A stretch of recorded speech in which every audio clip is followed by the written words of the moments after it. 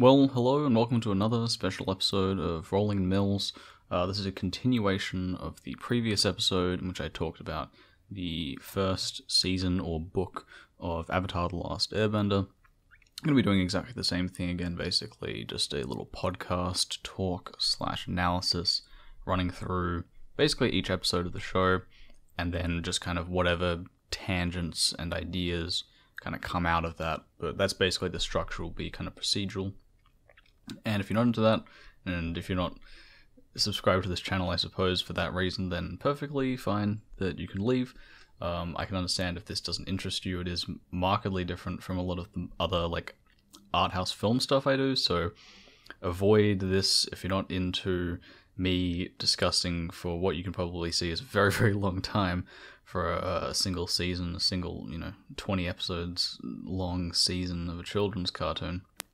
But a very, very good one at that, and a very, very good season at that, as I'll go into very shortly. But I just want to give that kind of that little disclaimer before this, that this will basically, that'll just be that, and this content is fairly different to the rest of the stuff I do. If you haven't seen the previous talk I did, then that'll just be, I guess, linked in the description. As well as, speaking of which, if you ever want to skip to me talking about a specific episode or a specific moment, there's going to be a list in the description with little like time codes next to each episode when I start talking about those, because I know particularly for this season there are specific episodes that are loved by people, like quite a few obviously, because this season's amazing, but I can totally understand if you would obviously want to skip to that, so I've included that in the description, and yeah, just skip around like that, control that like a chapter selection almost. And yeah, that's about it. So without further ado, let's kind of get into it as a broad sort of thing. Book 2, I think, is really what cemented this show for me as kind of brilliant. I mean, for me, Season 2 sits kind of in its own tier, its own little, like, bubble.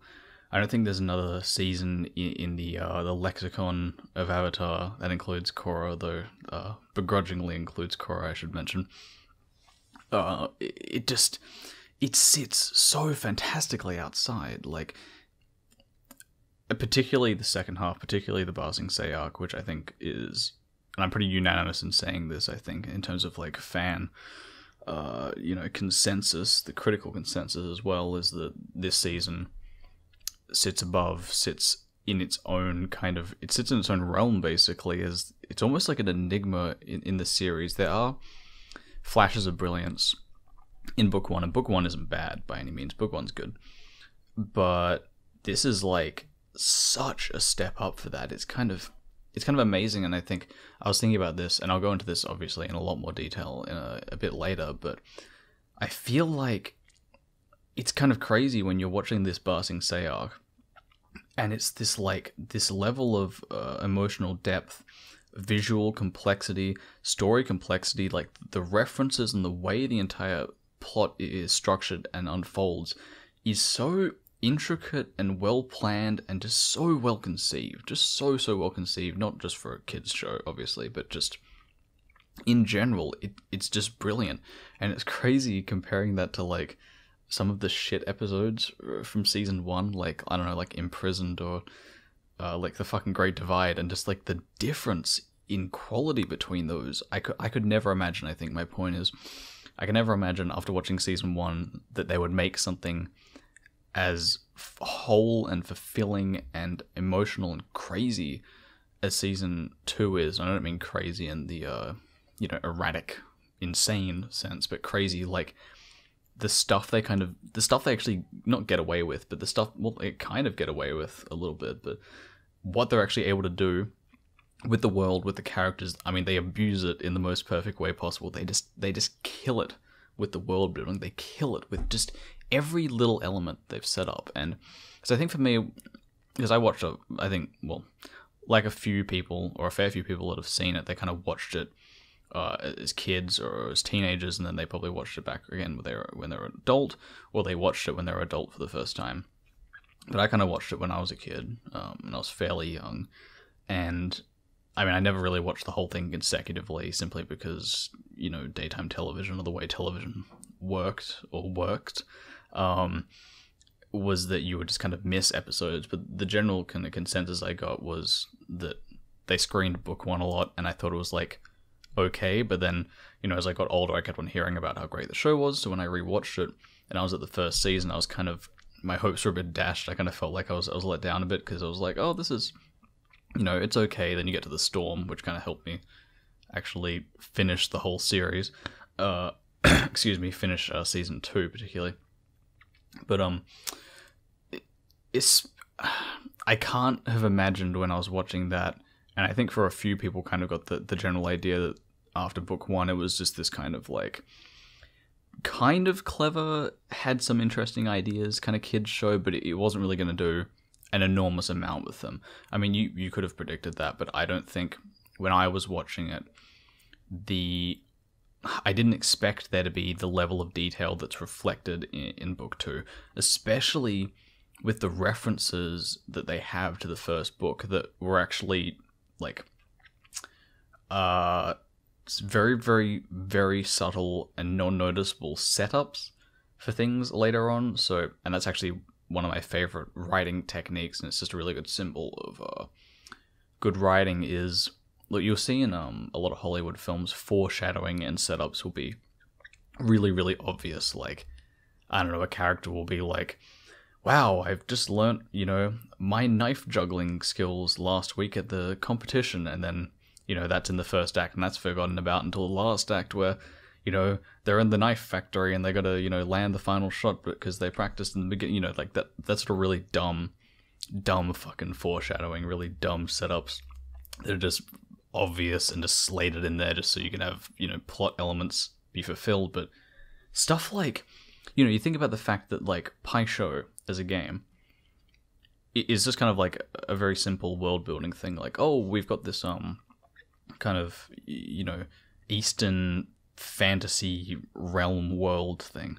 Okay, let's have it so that they have their own kind of Eastern board game, you know. It's kind of influenced from that. Okay, that's cool. It's like checkers, but also Go, and it's a few other things. It's kind of like chess as well. But it's Pai Sho. But then Pai Sho actually has a really important plot detail in the second season where it's like Iroh playing Pai Sho to get into the Order of the White Lotus. Like, it's actually, the whole thing is based around the Pai Sho tile, the White Lotus tile. Like, just like, you know what I mean? Like a setup like that where it's not actually a setup, but then it has a payoff and you're like, holy shit, that's really cool. Like, you actually did something with this concept you established that you didn't have to establish, or it didn't feel like it was a setup. Like, you know, when they start like playing Pai Sho, I wasn't like, oh god, that's gonna come back in handy later in season 2 as a plot element. Like, nah, it just doesn't work like that. But regardless, yeah, I'm not really sure how else to describe it. I mean, basically just fawning over it. I mean, it really is brilliant. I mean, like, I think the second half, or particularly the Ba Sing Se arc, is like the sweet spot in the whole season. That stretch from episode 34 to 40, or, okay, by the way, when I'm referring to that, that's like the 34th and 40th episode overall, but then sometimes I might call it the 14th to the 20th, because it would be like the 14th episode of season 2, or the 20th episode of season 2, so hopefully that isn't too confusing, but I'll try to stick to one, I think. But the thing is that, like, the whole season is brilliant, but the main thing for me is it has those so memorable, like, and impactful moments, but there's so many of them. You know, in a regular show, not regular show, the show, but in a kind of more normal or more average quality show, you might have one of those moments per season. And, you know, the kind of moment I'm talking about where it's like, oh, that's like that scene, that really cool scene, or that really cool moment where this character did this, or this really cool moment where this character did this. Oh man, that shot was so good, you know. And it's like the event of the whole season almost. And I think for me, book 1 kind of has 2 of those. The first one is basically the whole storm episode, and, you know, not book 2, and the second one would be the like ending Siege of the North, where Aang becomes the giant blue spirit thing. It's just a really, really great moment.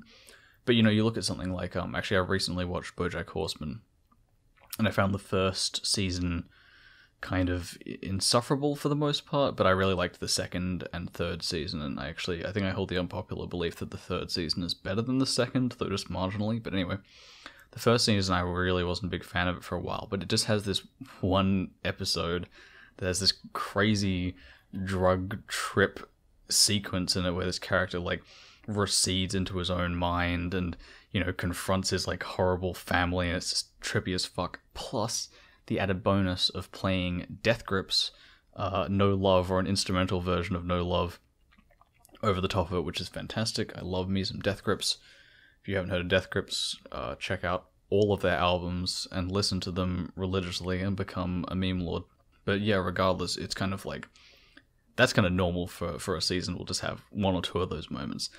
Book 2 basically has that moment every single episode. Sometimes like multiple in single episodes, particularly the Ba Sing Se arc. It just has so many beautifully and often musical scenes. The music is a really, really big part of the show generally, but I think in terms of these moments, it just having that score underlying them, and it just works so well. And they just had obviously such a clear vision in terms of what they wanted, and I feel like the term vision kind of underlies the like auditory, focuses in that, because when I think vision, I think literally visual, like the image you have in your head of how a scene that you've written will play out. But I feel like they knew all of the structures of animation, in every technical sense, like how the characters would move, how the body language would be, how the color would be, and they just knew how to just craft. I mean, the show in general, but particularly this book, and particularly those moments where they just know exactly on every level how they want those to be shaped. And I think that's one of the reasons why this stands out as fantastic. The other is that it's just generally very, very well written. It's a lot tighter than season 1. It basically has 3 filler episodes, but okay. No episode in Avatar is filler except, I always blank on the name because it sucks so much, the Great Divide episode. That episode literally has no connections to the other episodes, doesn't do anything. Every single other episode in the series is a setup for something else, or has some sort of continuity, or whatever, and it progresses the plot in some way. So none of those 3 episodes in this season are like that, but they're noticeably, I think, they feel more like filler. They feel more like a random scenario episode, instead of, hey, we're actually doing a linear plot episode. But regardless, that's a very, very big improvement from season 1, which was very like expositional, very world building focused, and so it kind of feels very like loose in structure, because they just kind of have this like vague, we got to get to the North Pole by episode 17 or 18. But with book 2, it has so many mini arcs that are so plot dependent. Like, okay, we got to get to Omashu, that takes 3 episodes. Okay, we got to get you an earthbending teacher, so that takes up to episode 26, the blind bandit. Now we got to be with Toph. Now we're running away. Now we're going to Ba Sing Se. No, we're just hanging around. Actually, I think they were just getting chased, and then we got to train earthbending. Now we got to go to Ba Sing Se to find Alpha. Now we got to deal with the people in Ba Sing Se who aren't particularly nice, and then etc., etc. It has all these like very distinct narrative drives that cover across several episodes, and it makes it feel so much more plot oriented, and like so much more is going on. And I think unpackaging that obviously takes some time, which is probably why I'm just assuming that this episode will be a fair bit longer than the first season episode, because there just isn't as much going on in the first season that's really meaty in terms of character, meaty in terms of like, just about everything really. But yeah, I think without further ado, I think I might just get into it. I think that's a pretty, well, it's not really a succinct introduction, but I think that's kind of my general thoughts on the second book is like, you know, to establish it. It's a noticeable step up. It's noticeably more plot driven. Character is better. The writing is better. The writing is so fucking sharp in this season in parts. It's just wonderful. And visuals. Jesus, excuse me while I die of fucking cancer. The visuals, stroke too apparently. The visuals in this season are just wonderful. And I mean, they're great in other episodes in like the first season, but just really, basically just a step up in every single department, and a step up that I definitely could have predicted. Or could not have predicted. Anyway, episode 21, e.g. the first episode, season 2, this is just a really good opening episode. And it's weird because a lot of the episodes in my brain, they don't stick out compared to the better episodes in season 2. So like the first half, I think I bag a little bit and I'm like, oh, it isn't as good as the second half, but it's still a massive step up from you know, book 1, like a really solid mark up in basically every way. And this is an example of episode 1 or episode 21. It feels like a forgettable episode because a lot of it is exposition, but it doesn't actually feel as expositional as it should. And I think that's a common theme that I ran across watching or rewatching the series for like the 8th time now, or even 9th time. I actually rewatched the second book in preparation for this because it had been like 2 months or however fucking long since I recorded the last episode due to complications and such. But yeah, it was like it was like crazy how many setups there were for things without it feeling expositional. Like, just for example, and these are new things that are introduced here, because in my mind it's always a little bit difficult to recall when exactly things are brought up, when they're established in the series. And it kind of surprised me that for the first time, you know, the Avatar state is explained in this episode, hence its title, The Avatar State. Makes sense. And, you know, that's explained, the mechanics of that are explained for the first time. You know, hey, if you go into this state and you die for real, bro. Like, the Avatar, you know, the cycle stops. And so that's explained by Roku for the first time. The spirit water is set up right at the beginning. The first opening shot is basically, hey Katara, here's spirit water from the Oasis, which happens to be literally the final thing that happens at the end of the series. So you got season that happens, and it's just like that setup is like literally the first thing that happens, and then it pays off as literally the last thing that happens. Lightning is set up. Now, this was previously referenced, or at least lightning redirection was referenced in The Storm, I believe, where Iroh just kind of like sniffs the air and then just redirects a random actual strike of lightning. But this is the first time we actually see a firebender generating lightning. You have the use of Zuzu as a derogatory slang for Zuko used by Azula, where she just says subtly Zuzu. Katara using the water whip just against people. It's just a great callback to the 9th episode of the first season, where she learns the water whip with Aang. And then even showing someone like Yang Chen in a flashback, and she comes back and she's in the Guru a few times, where you see like statues of her in the air temple. And even that sort of thing where it's like, just these really subtle visual references, that doesn't pay off for like, you know, God knows, it pays off in the series finale, like where you finally actually know who she is and you find that out. She's never like a plot point or anything. Same with I can never remember the name, Karuk, I think, the water avatar that came before Yang Chen. Yeah, the one whose wife's face was eaten by Ko or whatever. Like, you only find out who he is like in the series finale, basically. Also, Zuko's knife from Zuko alone, you know, the one he gives the kid, or the one that's like the don't surrender until you die or something. That one, and you know, he uses that to cut off his like top knot ponytail thing when him and Iroh are kind of going rogue. And just like that's such a subtle visual reference, and I don't think you'd even catch that on like, you know, second time around, third time around. Like, I don't really recall that in my mind as a thing.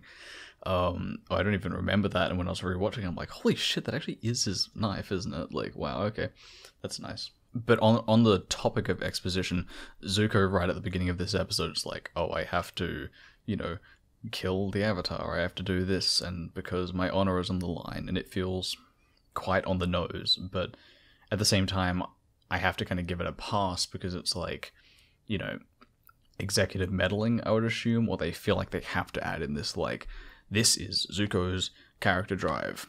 You have to know it in case you haven't seen the first season, basically. So I'll give them a pass on that, but it is kind of weird because they don't really do that for any other character. It isn't like super, Aang, you are the Avatar, you have to master all 4 elements. That isn't really like in this episode set up in the same overt way as it is for Zuko, so not really sure about that one, but this is also the introduction of Azula, who I'm so wishy-washy on who like my favorite character is or favorite episode is. I still have never really decided, but I think she might be my favorite character out of everyone. I kind of have not a soft spot, but like the Holy Trinity for me are the Fire Nation people.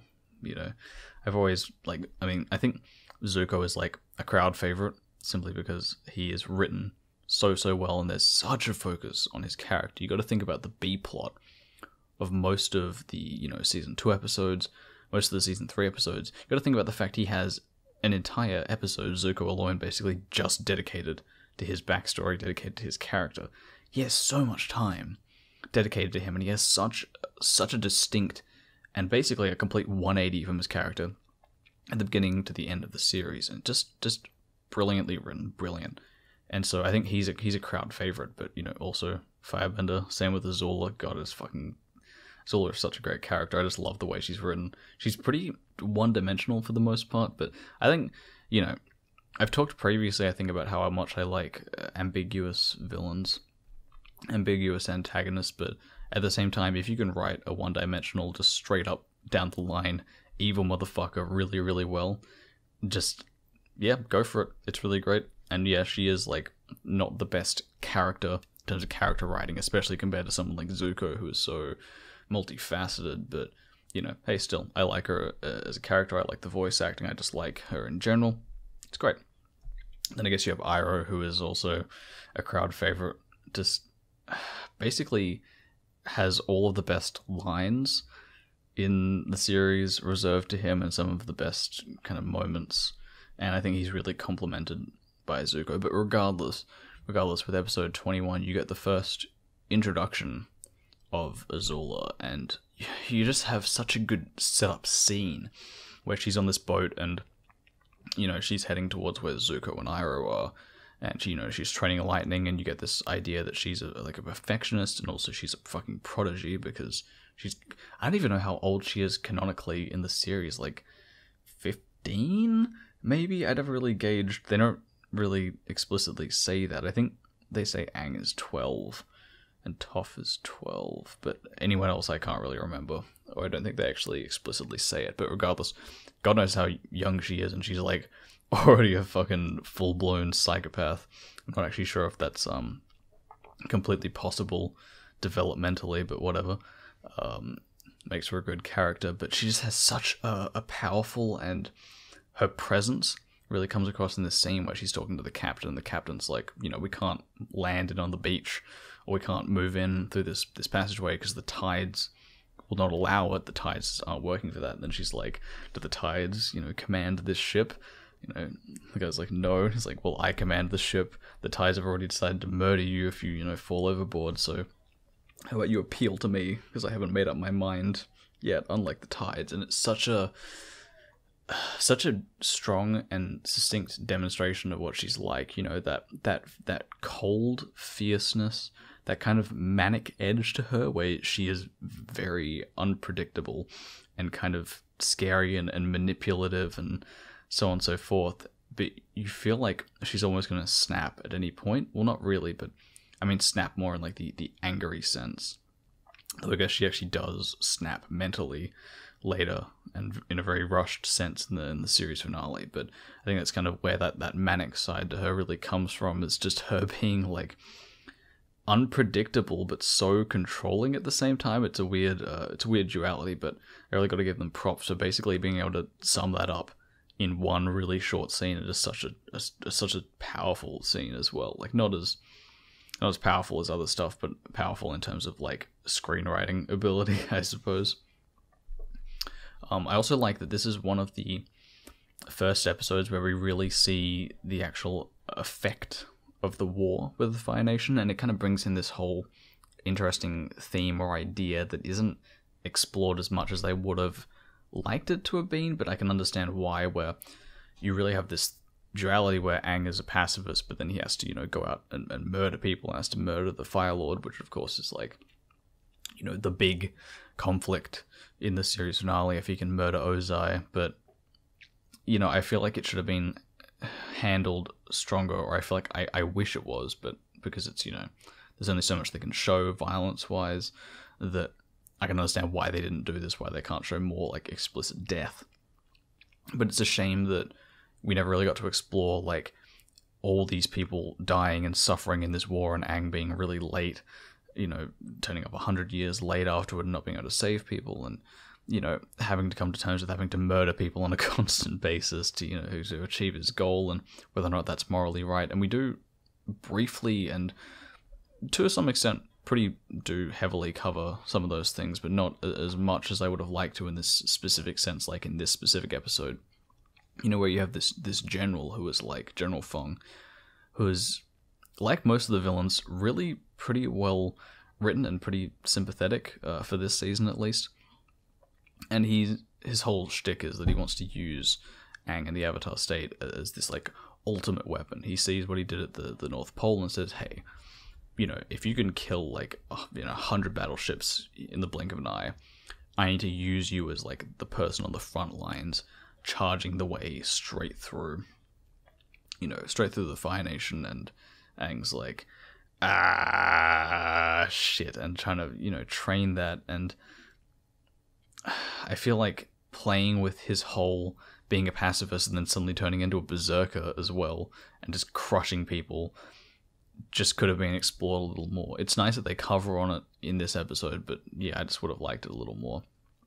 And in particular, I love this line where, Katara is always the motherly character. I don't know if I'm a huge fan of her character still. She always kind of has irritated me slightly, but she's always the hope, the moral backbone in a way to the series, or at least to the gang. But because Iroh is kind of the moral backbone to Zuko or to the Fire Nation people, where he's like the sympathetic channel straight in because he's such a chill guy, and it kind of proves, oh hey, the Fire Nation people are also just people, they're just normal guys.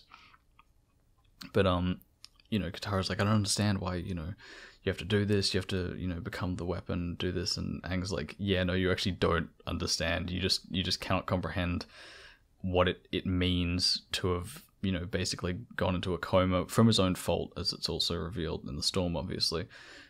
And then basically just cause all these people to suffer, and just the guilt he feels from that is a really interesting play that also I like that General Fong actually plays on that as well, where he's like, people are dying, which I thought that line was a little melodramatic, but whatever.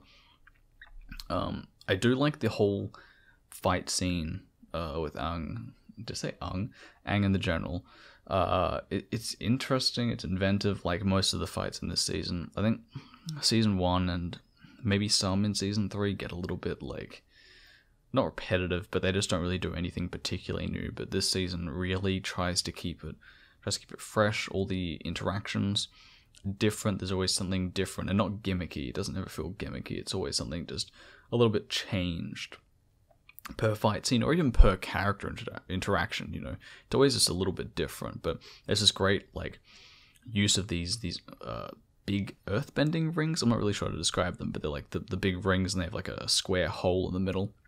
There's this great action sequence with those involved, and I just kind of like it just because it's so inventive. And I mean, it's not one of the better fights of the series, but it's solid, And of course, during this whole sequence, it's the General is slowly trapping Katara more and more underground and saying, Aang, you got to go into the Avatar State. I'm going to force you to go into it.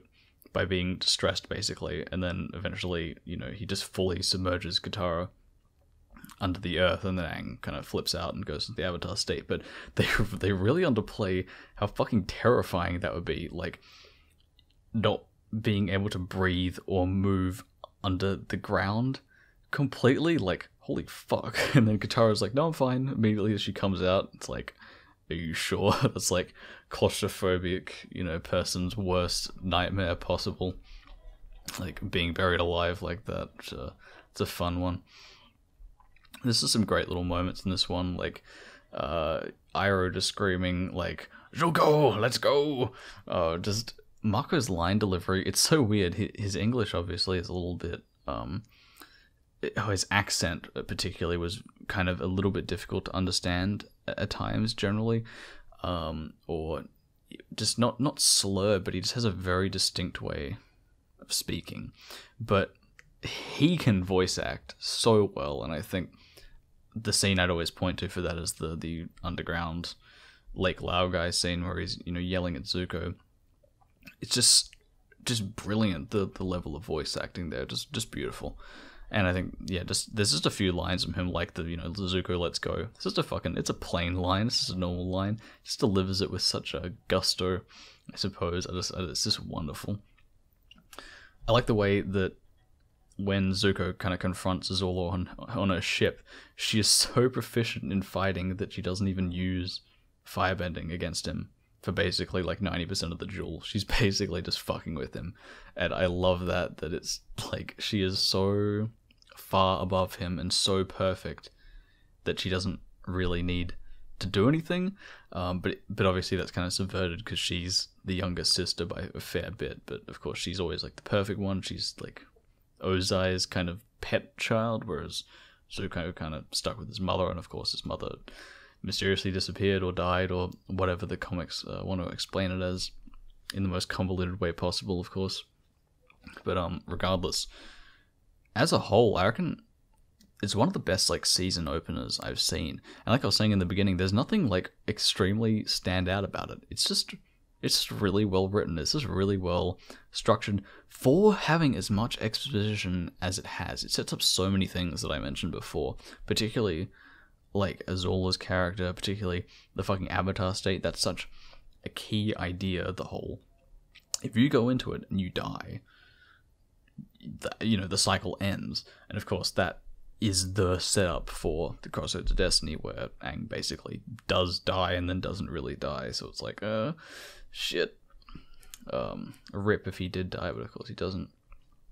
But like, also I just realized I never actually gave a spoiler warning.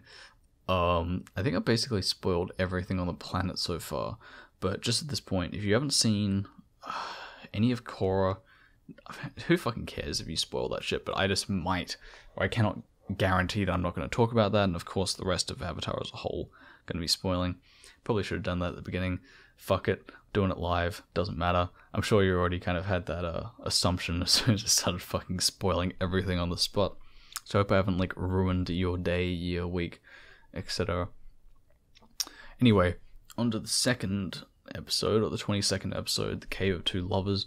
I actually haven't written down any of the titles here conveniently, but I'm just kind of doing it live, basically.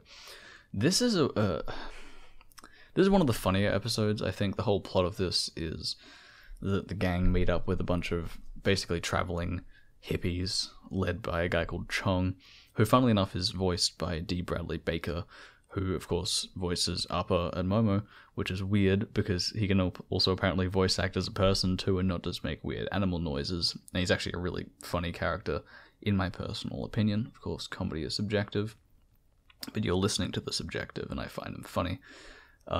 This is one of those filler episodes that I was talking about, but it doesn't feel too fillerish. I'm not sure. It's one of the more comedic episodes in the series. Even if you don't find it funny, it's definitely set up to be comedic. There are so many, even like Iroh and Zuko are played for comedy constantly.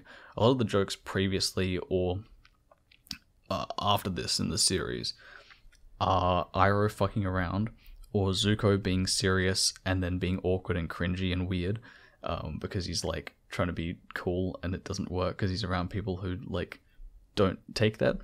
So you have that, like, you know, that's pretty subtle for them normally. It's pretty sparse. It's just to keep it lighthearted, you know, between them. So their sections, Iroh and Zuko's sections, aren't super dry, but basically all of the setups for this episode are comedic for them, and they're all comedic for the gang, particularly with Sokka, particularly with Chong.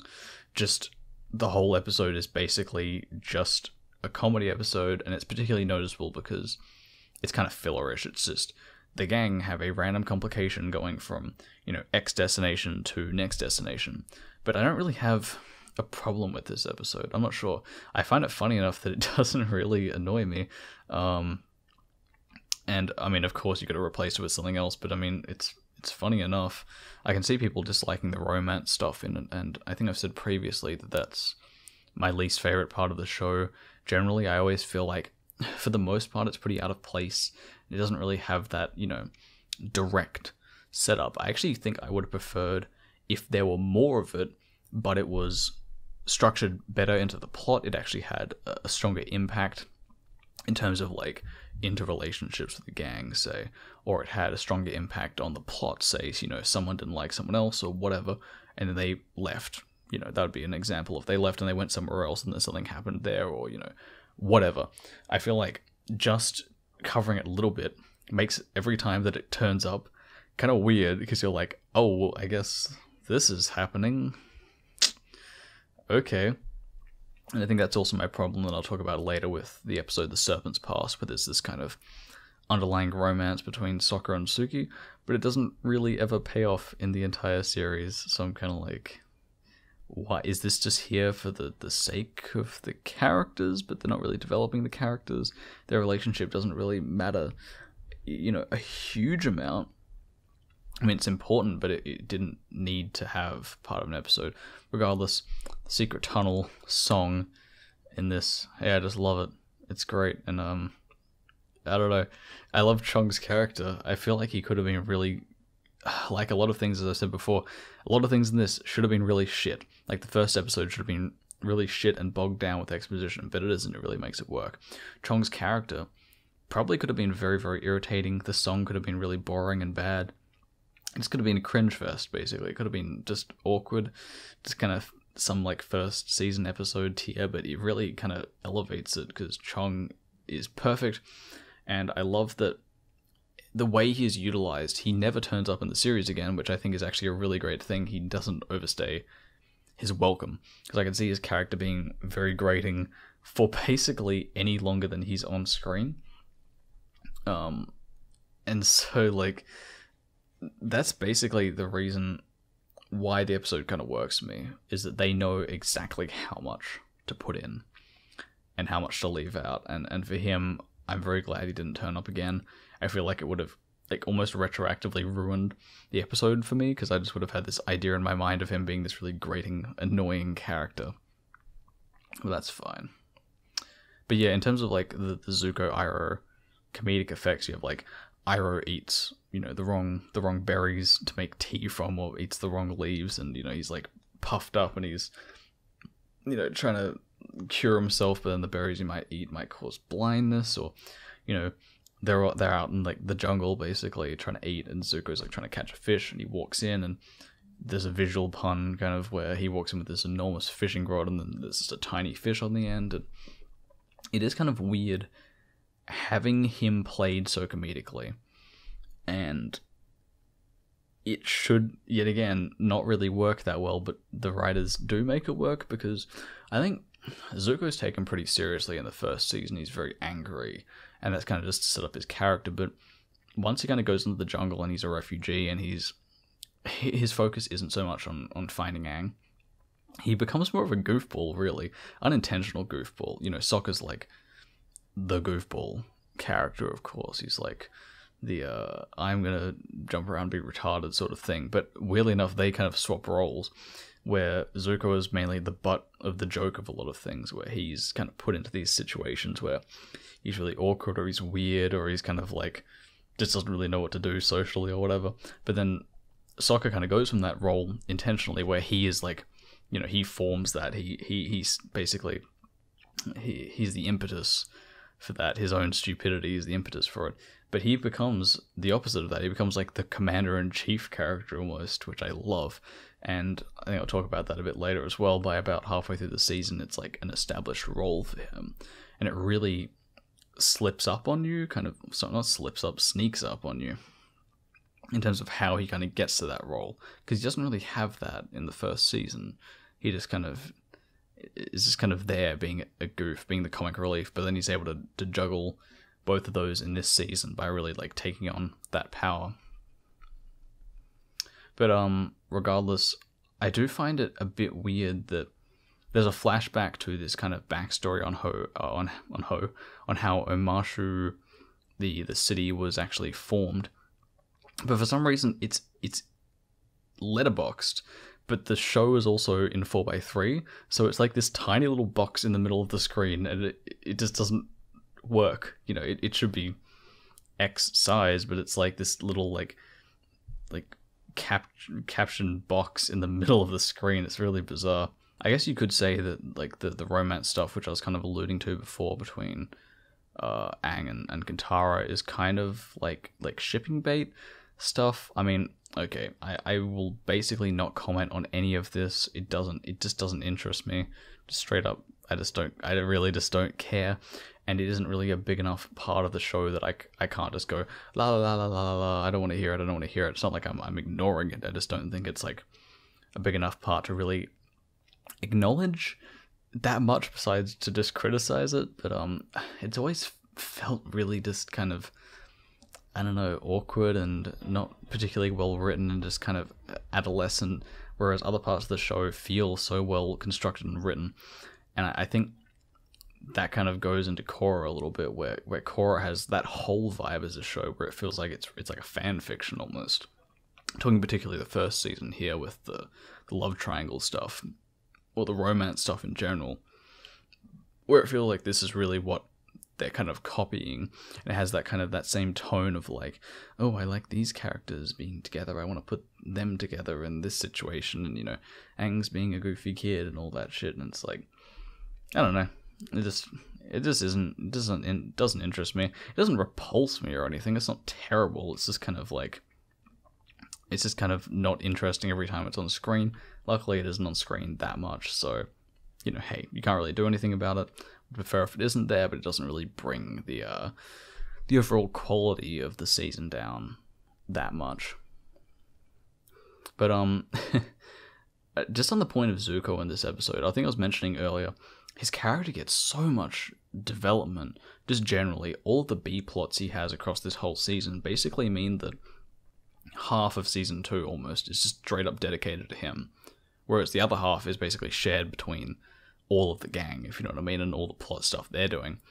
And then also you have Azula. Maybe it's like a third, maybe like 42%, 43% maybe, I'm not sure. Don't want to be too specific.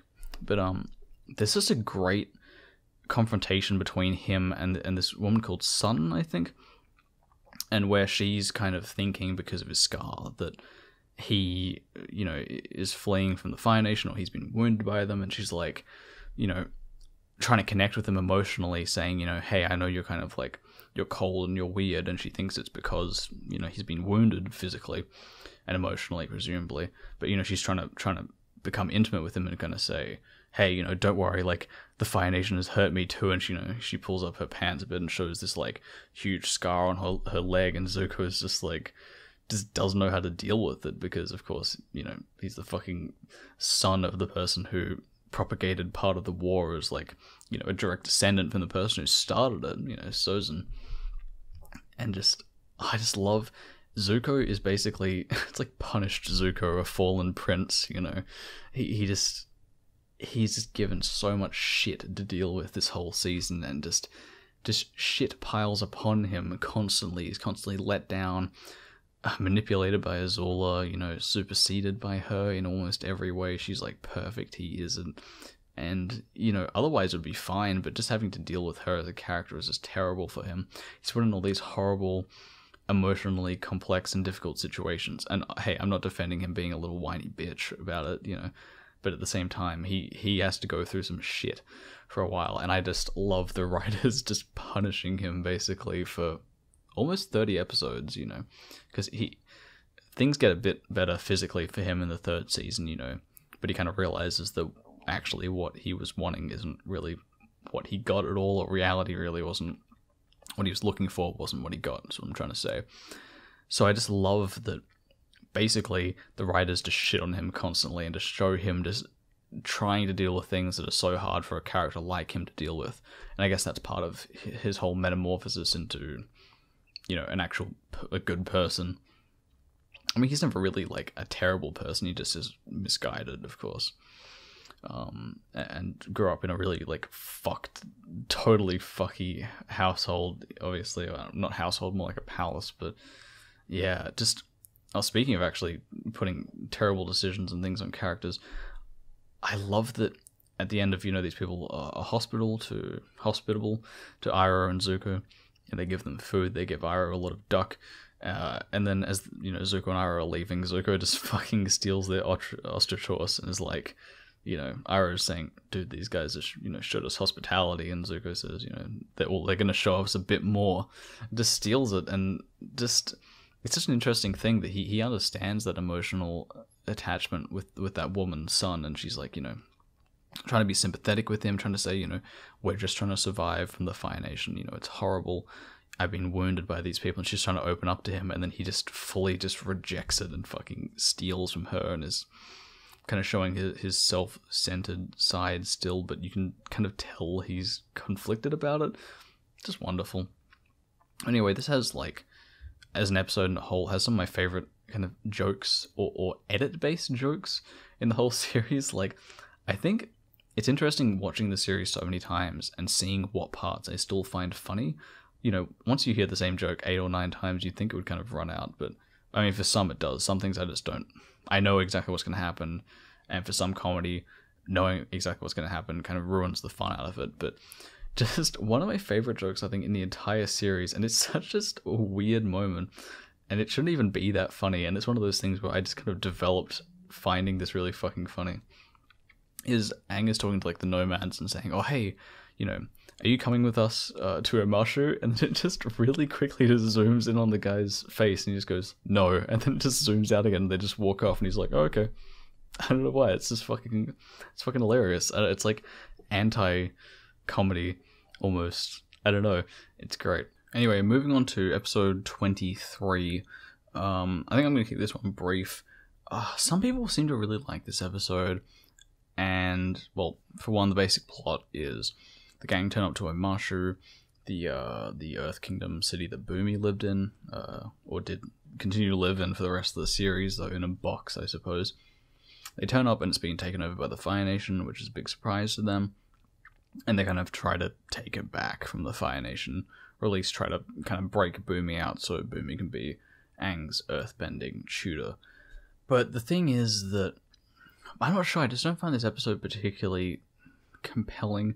Yet again, it's kind of serving as the purpose for exposition. You finally get to see Mei and Ty Lee for the first time, and that's kind of like to introduce their characters slightly, particularly Mei, because her family lives in Omashu, and there's this whole plot about their baby kind of going on a misadventure, and I'll talk about that briefly, but it doesn't really impress me so much, and by not impress me, I don't mean it's bad, I mean it's just kind of like, it doesn't stick out to me compared to the other episodes of the season.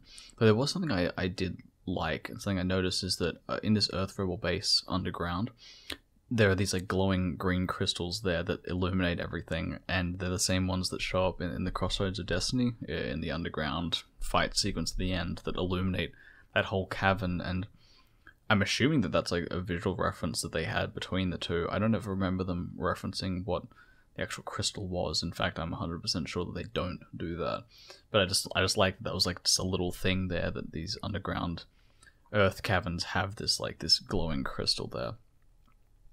But another thing is that I like that, I was talking about this at the beginning, that the book 2 has all these like mini arcs in it, these mini plot arcs particularly, and some very small character arcs. Like, for example, Aang has a very, very small character arc when Appa just like gets kidnapped, I guess. and he kind of goes this very rapid transformation across like 3 episodes, and then kind of comes back to baseline normality. But it's mainly the plot arcs, I think, where it's like, we have to do this, we have to go here, then we have to go here, and then we have to go here. And obviously there's an overall drive to the season, but it just makes it feel so much more purposeful, I suppose. Season 1 kind of went for that vibe of like, everything's very, very open. We're exploring all these different things. We're exploring the world openly. We're not on a railroad track. I'm going to reference Korra again, and I really want to keep this brief because I feel like I'm tarnishing it, tarnishing book 2, even discussing something as inferior as Korra is for the most part.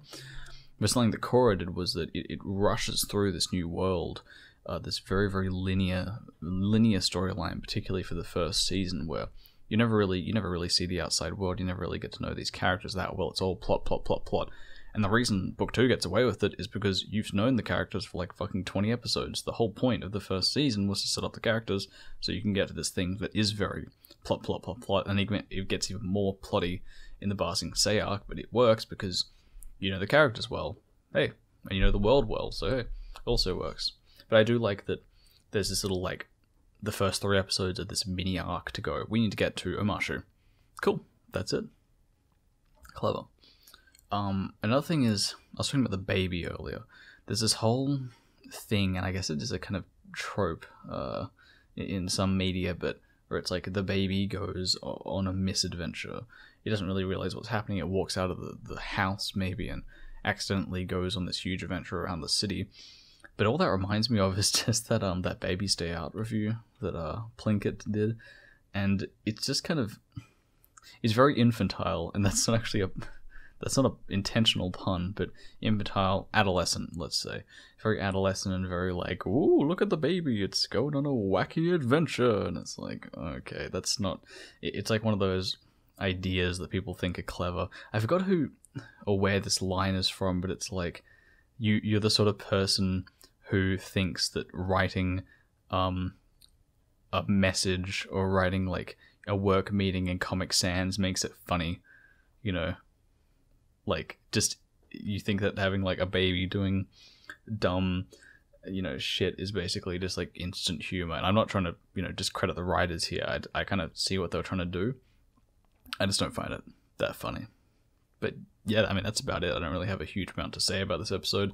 It's not terrible, it's not egregious, it doesn't really just stand out from anything else. And it's not a filler episode is the thing. It is a definitive plot episode because Boomy kind of goes, hey, I'm not the guy you're looking for earthbending. Find someone who, listens first and then strikes, which is how he finds Toph, of course.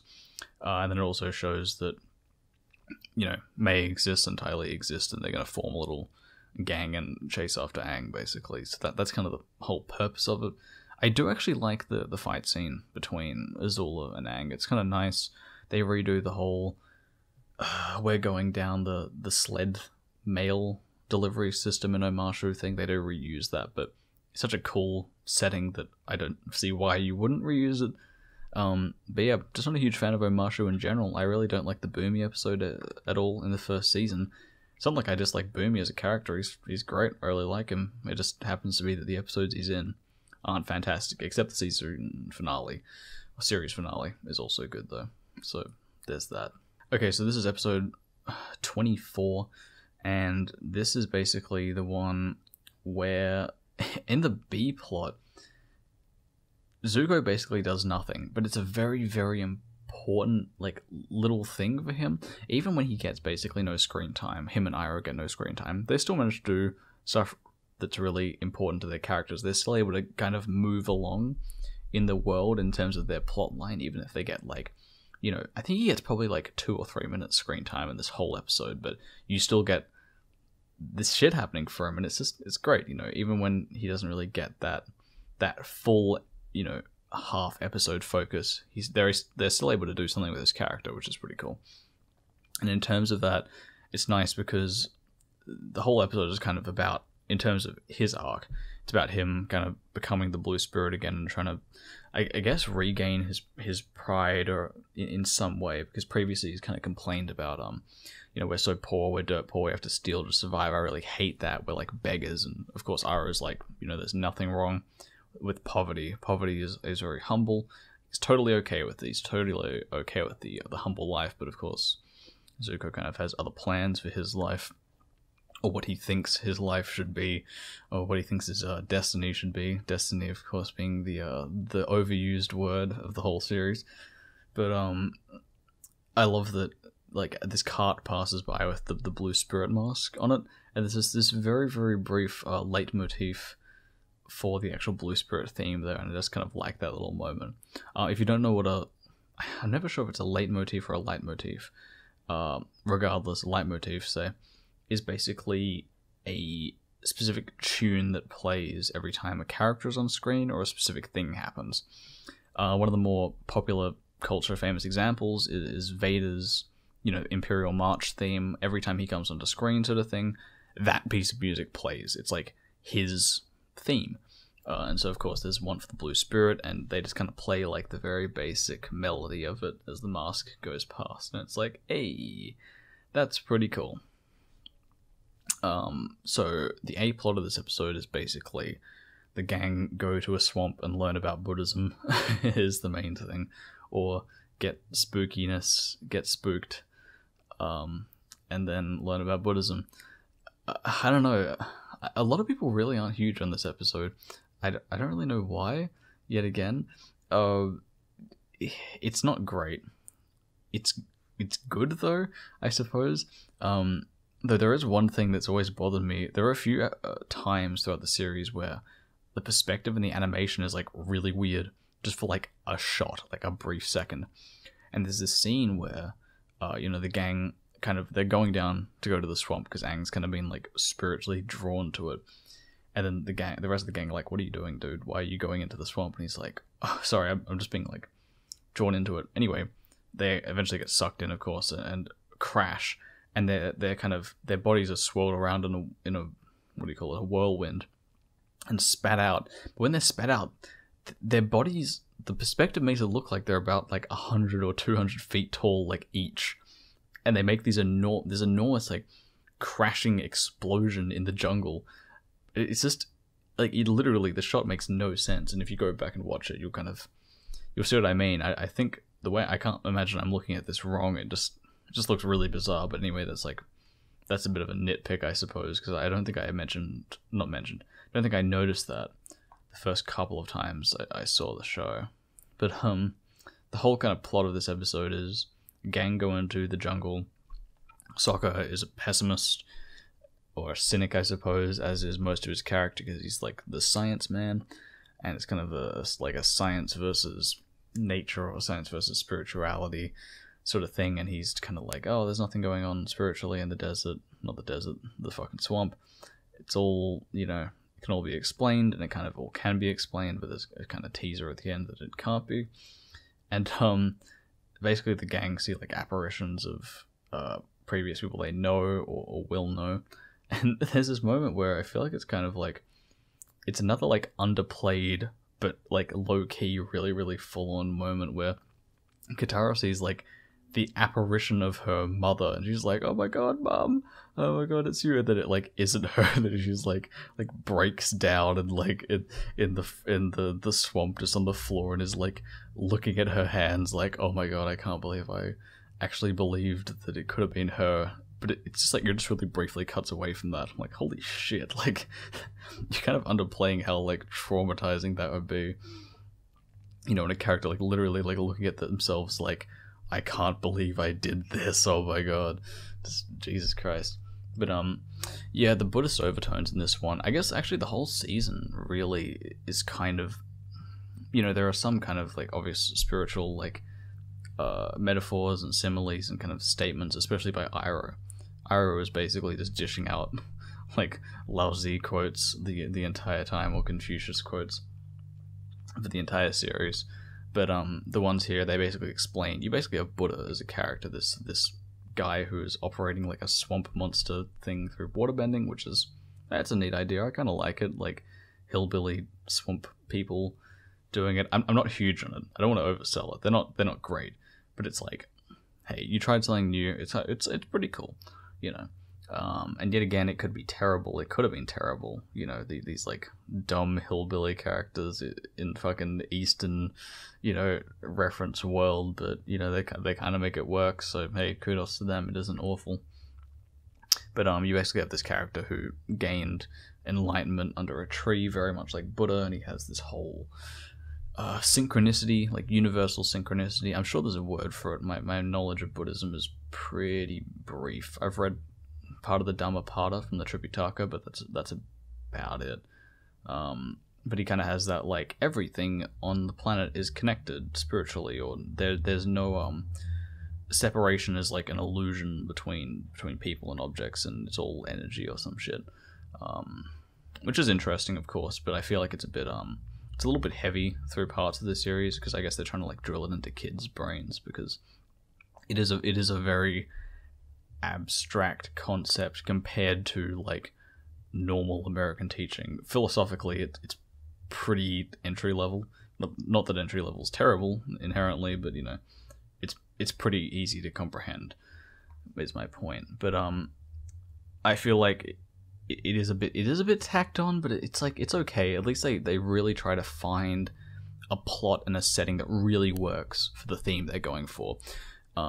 Yet again, to add to the increasingly growing list of things that shouldn't have worked as well as they did, is this, where it's like, everything is connected. This entire swamp is actually one big tree, basically. The roots are spreading out across the whole world, and actually you're going to use that as a metaphor for people are actually all interconnected, like the trees are interconnected. So it's like, it isn't just randomly, you know, Aang wins and then gives a speech on Buddhism or something. It's like they've actually tried to implement it, even if it is very much like a character basically sits down and explains it to the audience as the theme, which is overt, but it's counterbalanced, I suppose, so it doesn't bother me as much as it would if it was handled worse or worser. I do really like the joke of there's a play on the everything tastes like kind of chicken meme, where the hillbilly swamp people are like, oh, everything, you know, it all tastes like possum chicken to me, and then, you know, they kind of give this meat, I forgot what it is, to Sokka, and they're like, oh, does it taste like possum chicken? And he goes, no, it tastes like Arctic hen. And I love that, like, the Water Tribe have their own version of something tasting like chicken. Like, I don't know, I find that funny. And yeah, that's about it for that. Yet again, like, I think the first quarter of this season is definitely the weakest part of it, because you have like the upcoming episode, which I'll very briefly skip over because it's not particularly good either. In fact, I'm not a huge fan of it at all. That included with, you know, the previous episode, the swamp one, and then, you know, the Marshu one, and it's like, not amazing. It's only the first two episodes that are really strong out of this quarter, and then basically from then on, it's fucking almost perfect. Almost. But regardless, episode 25, the Avatar Day, one of two very mediocre episodes this whole season, and one of the three that are kind of fillerish. It's just, the whole point of this episode, and it really does feel like filler for this reason, is that it's like, it's not full filler, but because there's still important information kind of dished out here and there, but at the same time, it's like, you know, the whole plot is Aang has to prove that Kyoshi didn't kill this random guy in like an Earth village, and it's like, who fucking cares? Like, it just isn't really an interesting idea. Even conceptually, I don't find it particularly interesting. You know, other episodes I could give a pass for, like, oh, you know, I can see where they were trying to go with this, but it didn't really work, or they didn't handle it correctly. I just can't really see this concept being funny in any way. The only thing I kind of like is that there are actual Earth Kingdom towns, or I guess only one that we've ever seen, that actually just hate the Avatar conceptually, which I kind of like, actually. No, I do like that concept, because it does really, yet again, change up the status quo a bit, where it's like, you just kind of naturally assume that every location they go to is going to be great, everyone's going to love them, and they're going to be received wonderfully, but of course this place, they fucking hate the Avatar. I just feel like they could have used that idea in a way better circumstance, or a way better episode. There's even a line at the end where, you know, they're like, they're like, this is the fucking like worst town we've been to. Christ, I hate this place. Not in those exact words, of course. I'm paraphrasing, but you know, you have stuff like, of course, there's the kind of famous foaming mouth guy joke in the first season with the Kyoshi warriors. And speaking of which, there's another case of it just feels like it's revisiting old ground. You know, it's like, hey, we had the Omashu episode in the first quarter of season 1, so let's do it again here. And hey, we had the Kyoshi warriors episode, or the Kyoshi episode in the first quarter of season 1, so let's do it again here in season 2. And it's like, it just isn't done as well, you know, because the first Kyoshi episode's actually, it's pretty good. This one's just nah. But there's a second reference to the foaming mouth guy, where it's the exact same animation. It's just the exact same joke again. But then the joke is that he thinks that, you know, the Avatar's turning up, and he isn't, and then he kind of walks away in shame after foaming up because he foamed up for the wrong person. That just, I don't know, it just isn't really. It kind of ruins it retroactively for me, because I'm like, oh, I know they're just going to reference that again, and it's just not going to be funny for me. But even with shit like that, you do get important plot elements revealed. But even with shit like that, you do actually get important plot elements revealed, like, you know, Suki being in the Earth Kingdom. That's a fucking important plot point, and that does come back in effect later in only like a couple of episodes.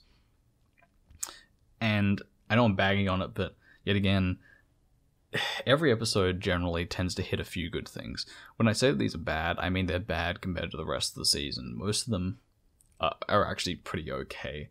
And with that, a lot of the episodes do hit pretty good laughs, even if they're not terrible. And this does hit some good parts, like the Sokka losing his boomerang, and then the people who accidentally stole it, I suppose, drop it right next to him, and he says, "Hey, boomerang, you always do come back," which is great. That's a great line. Or I feel like half the episode almost is set up for this exact purpose, is that Aang basically gets sentenced to be boiled in oil as a punishment for killing you know, the Chin the Conqueror in a previous life, which makes no sense. I've never understood that. Like, hey, you're a completely different person, but I'm gonna murder you because your former self did this? Like, that doesn't make sense. But then there's a joke at the end where it's like they're serving festival food again, and they serve them raw dough because they're commemorating the day that the Avatar wasn't boiled in oil. And that's a great joke. But man, you've like sacrificed basically half the episode to make a joke. I feel like there's no way that came about naturally. Like, it's too good. It's too much of like a good setup, you know? But regardless, the main thing I think that really just, it's one of the only things in the series that fully has made me just like cringe from being like, no, I don't enjoy this at all, is Aang being in drag as Kyoshi. It just kind of, there's no real explanation for it. Katara's like, hey, maybe if you dress as Kyoshi, you'll become her. Like, what? That just isn't founded on anything, and so I never found it funny in that way. And the VA he just doesn't know how to pull it off. I don't know, he just doesn't. I mean, his acting isn't amazing throughout the whole series. It's good, but it's not like amazing. And I feel like trying to get him to pull off that sort of comedy, it just was a bit outside of his range, and he doesn't really land any of the jokes. Plus, just someone being in drag isn't just a funny thing generally to me. I don't know. It's just not like, it's another case of the same thing with the baby, where it's like the joke is that he's in drag, or the joke is that the baby is, you know, going out and doing all this crazy stuff, and it's kind of lazy, you know. So, I mean, keeping it pretty brief on that, they're my general thoughts on it. I'm not huge on it. It does hit some okay laughs, but definitely my least favorite episode of the whole series. Not series, Jesus. That would be impressive if it was bad. It's not that bad. In fact, it's actually still better than most of the filler episodes in season 1. But definitely my least favorite episode of the season. Now, after that kind of shit, we do get into the really, really, really good stuff, stretching from episode 26 basically to episode 40. There's one misstep, I would say, with the Serpent's Pass, but I mean, that is that is it, basically. This is the Blind Bandit episode, episode 26, the first episode where Toph is introduced. Toph, the kind of basically the fan favorite, I think. Yeah, yet again, it's hard to judge. I'm talking very broadly for everyone, and that's the thing about a series with so many good characters, so many good episodes, so many good whatever, is that you're always going to have a very broad variety of people who enjoy one thing and don't enjoy the other, or etc., etc. You're going to have very diverse taste, but I think Toph is definitely one of the best, add-ons to the series, and it always, like, whenever I rewatch it, it always surprises me kind of how little she's in the show, almost. Because in my mind, whenever I have this concept of thinking back to the show, she's always in it. Her presence is there way more than I imagine it being. But I think this is because of her personality, and she has so many good lines, so many good moments that she stands out so much, Like, someone, like, Katara and Aang are just kind of sometimes given the, I call them, like, processing lines, maybe, where it's, like, lines that directly advance the plot, or, like, what are you going to do? How is this going to happen? Just kind of dull lines like that. But Toph is kind of almost exclusively reserved for funny moments, or great lines, or great action, or great whatever. So I think her influence in the series, and her role in the series, her lesser amount of lines, or lesser presence, because, I mean, obviously she only pops up 26 episodes into the series, like a third of the way through. Or actually, closer to a half. She has such a presence on screen that she really just stands out, almost above Aang or Katara at times, especially Katara, I think. But yeah, just like, before I kind of start just completely fawning over her character again, because her character isn't amazing. I think she's the least developed, almost objectively the least developed over everyone, because her whole arc is never completed in season 3, really. I mean, you never really get a response from her parents or whatever, but I mean, that's not really important, because she's made up her mind anyway to do that. But regardless, I'll go into that obviously at a later date. But there's just so many great things in this episode. It's another one of those, like, nothing extremely out of the ordinary. No, there are a few things structurally, but just it's just fucking great. It's just really, really well written. I love the whole Earth Rumble 6, like, WWE underground earthbending wrestling sort of thing. I love that the boulder is a reference to, like, Dwayne "The Rock" Johnson, though I didn't really even pick that up for a while, but obviously it makes complete sense in retrospect. The Rock, the boulder, it makes sense. I love that Fire Nation Man, who is this, like, caricature of a Fire Nation soldier. I love that that's a thing. That feels so real that, these people who hate the Fire Nation would have this, like, caricature of someone from there who's, like, the guy you love to hate sort of thing, or, the punching bag, the straw man. I love that they had the not the foresight, but the intuition to add something like that. This is really cool. I love just, there's so many clever little, like, plot details that are taken from a character perspective. So, for example, Aang ends up fighting Toph, and he beats her because he fucking airbends against her, and she can't see where he is with her seismic sense because he's fucking dancing around basically and floating. Then he eventually bumps her off the stage, and she runs off, and he gets the prize from her. But I can't ever remember what the long-haired guy's name is. He has, like, super masculine features. His name's, like, Jung Long or something, Ju Long. I don't know. Somehow I don't know. I just fucking rewatched this, and I've seen the series like 9 times. I don't know the guy's name, but regardless, him and the boulder are convinced that Aang and Toph, like, rigged the competition because they're like, I didn't see the earthbending. They're trying to take the fall and split the winnings among each other. And I love that it's just this little thing where it's like, oh, okay, Aang just used airbending against her. That makes sense because it's, like, his primary element, I guess. But then these other characters are like, we're being cheated. They come to this decision, I suppose, from something that spawns from their characters. I'm not explaining this very well, but basically I think it's an interesting development in the plot that it spawns from something very organic, something that comes from this kind of like their fear of being cheated, I suppose, or their pride, where they're like, oh, they're not going to get away with cheating us, and it's like, they're completely wrong, of course, because, you know, Aang just kind of like randomly just beat Toph almost accidentally from the seams of it. And yeah, I want to avoid that because I'm never going to be able to explain that in the way I want to, just on the spot. But regardless, the episode works so well, just structurally, and that's part of it, that last point I was making. But it's also setting up some really important stuff, like Toph as a character, like her family, like Master Su, who is the super duper Asian earthbending teacher, and also the long-haired guy kind of sets up that they're following Toph and the gang to try and get her back.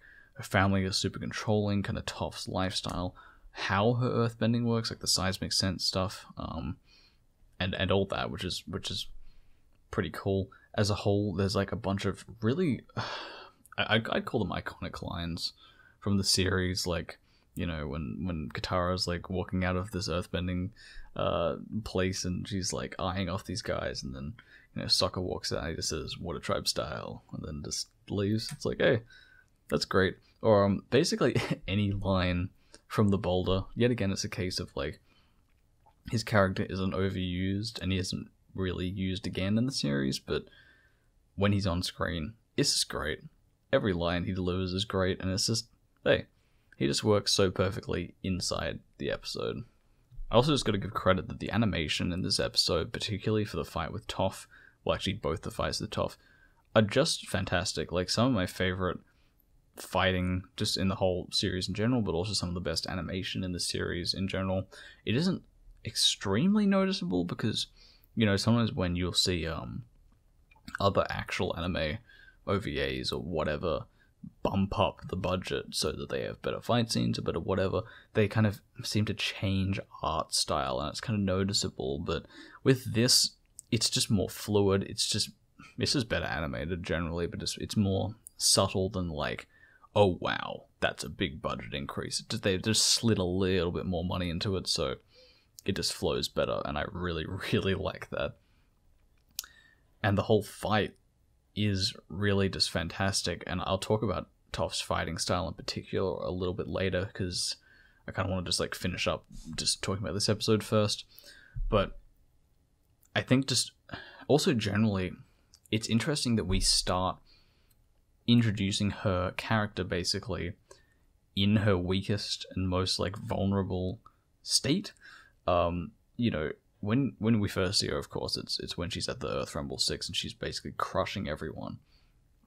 Or just crushes the boulder in like 1 second with her bullshit seismic sense. But I think the thing is that after that, when you actually see her in like the Beifong estate setting, she's like under the command of her parents, she's really susceptible and weak to them, and she's in this like royal uppity class setting, and it's like the most like untough place or untough kind of like area she could possibly be in. It's so anti her character, and also her, you know, her parents are like, after she kind of proves like, hey, I'm like the fucking greatest earthbender to have ever existed ever, and we'll go on to, you know, invent fucking metal bending, you know, I want to do this, and her parents are like, no, you can't do that, we're going to keep you inside for basically no reason. Well, there is a reason, but it does seem a bit ridiculous. But regardless, you know, that happens, and she's like crying, and she's like, oh, Aang, goodbye, and she's like saying, you know, you never let me outside, I don't really have any real friends. And it's like,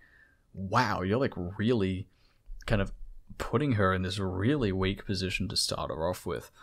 And it's so crazy, especially for her being such like a strong character, such a strong personality, that I just love the way that they start her off like that. Because they could have kept her as a badass, you know, the whole series, and I mean, she basically is, except for this episode, and except for like very specific moments where that fear comes out. Another example is the Guru episode, or actually no, the ending of the Earth King episode, where she thinks her parents are coming to help her, and, you know, she walks into a building and then just gets caught inside one of those like metal boxes by the long-haired dude and Master Su, and she's like, oh my god, help, do you know who you're dealing with? And she's like obviously freaking out a bit, and But they're really the only other times you see that like that really like vulnerable side to her, or that they're one of the only other times.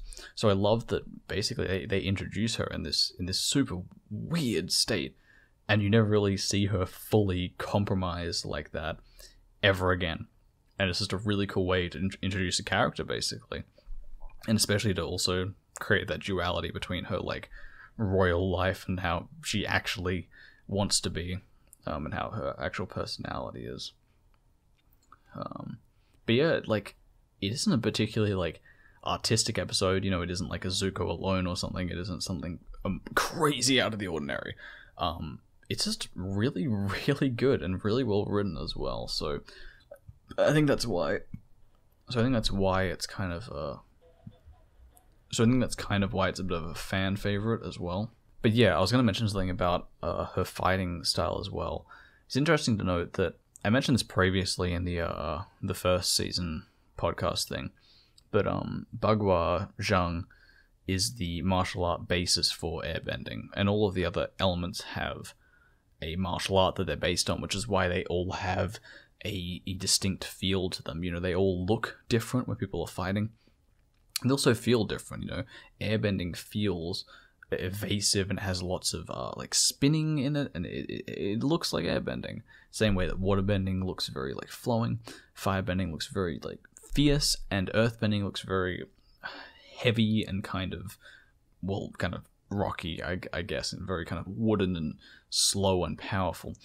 But it's interesting to note that Toph, her style is completely different to every other style in the whole series, and her particular style is based on Chinese martial art called Southern Praying Mantis.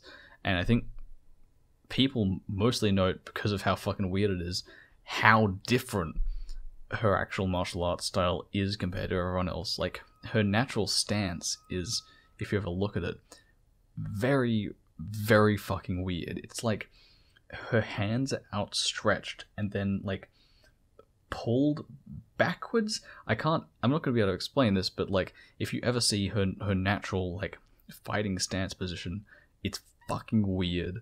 It's really weird. And as I kind of looked into this a bit, because it's such a interesting, like, for one, it's an interesting element to the whole series, because it obviously shows that they care enough to properly like look into, you know, this martial arts element of what is essentially a martial arts series.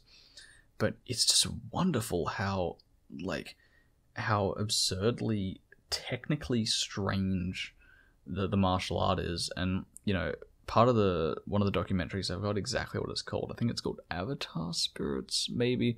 I watched it and used some footage for it for the video essay I did on Avatar called Handling Power Crawl.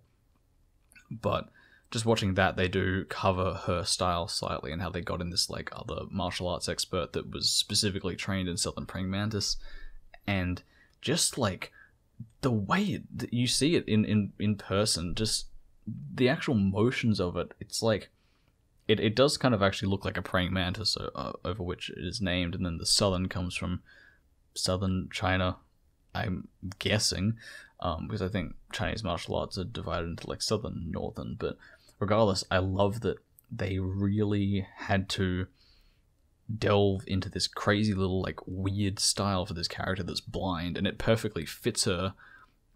As this martial arts instructor kind of talks about, he's like, it works perfectly for a blind character because she doesn't need to look for these like movements to work. And I'm not going to be able to obviously explain this in detail because you'd need to see the motions of what she's going through. But if you're ever going to watch the series again, focus very specifically on how her earthbending works, because it is distinctly different to the rest of the earthbending in the series and to any of the other martial arts in the series, and it's fucking bizarre to watch.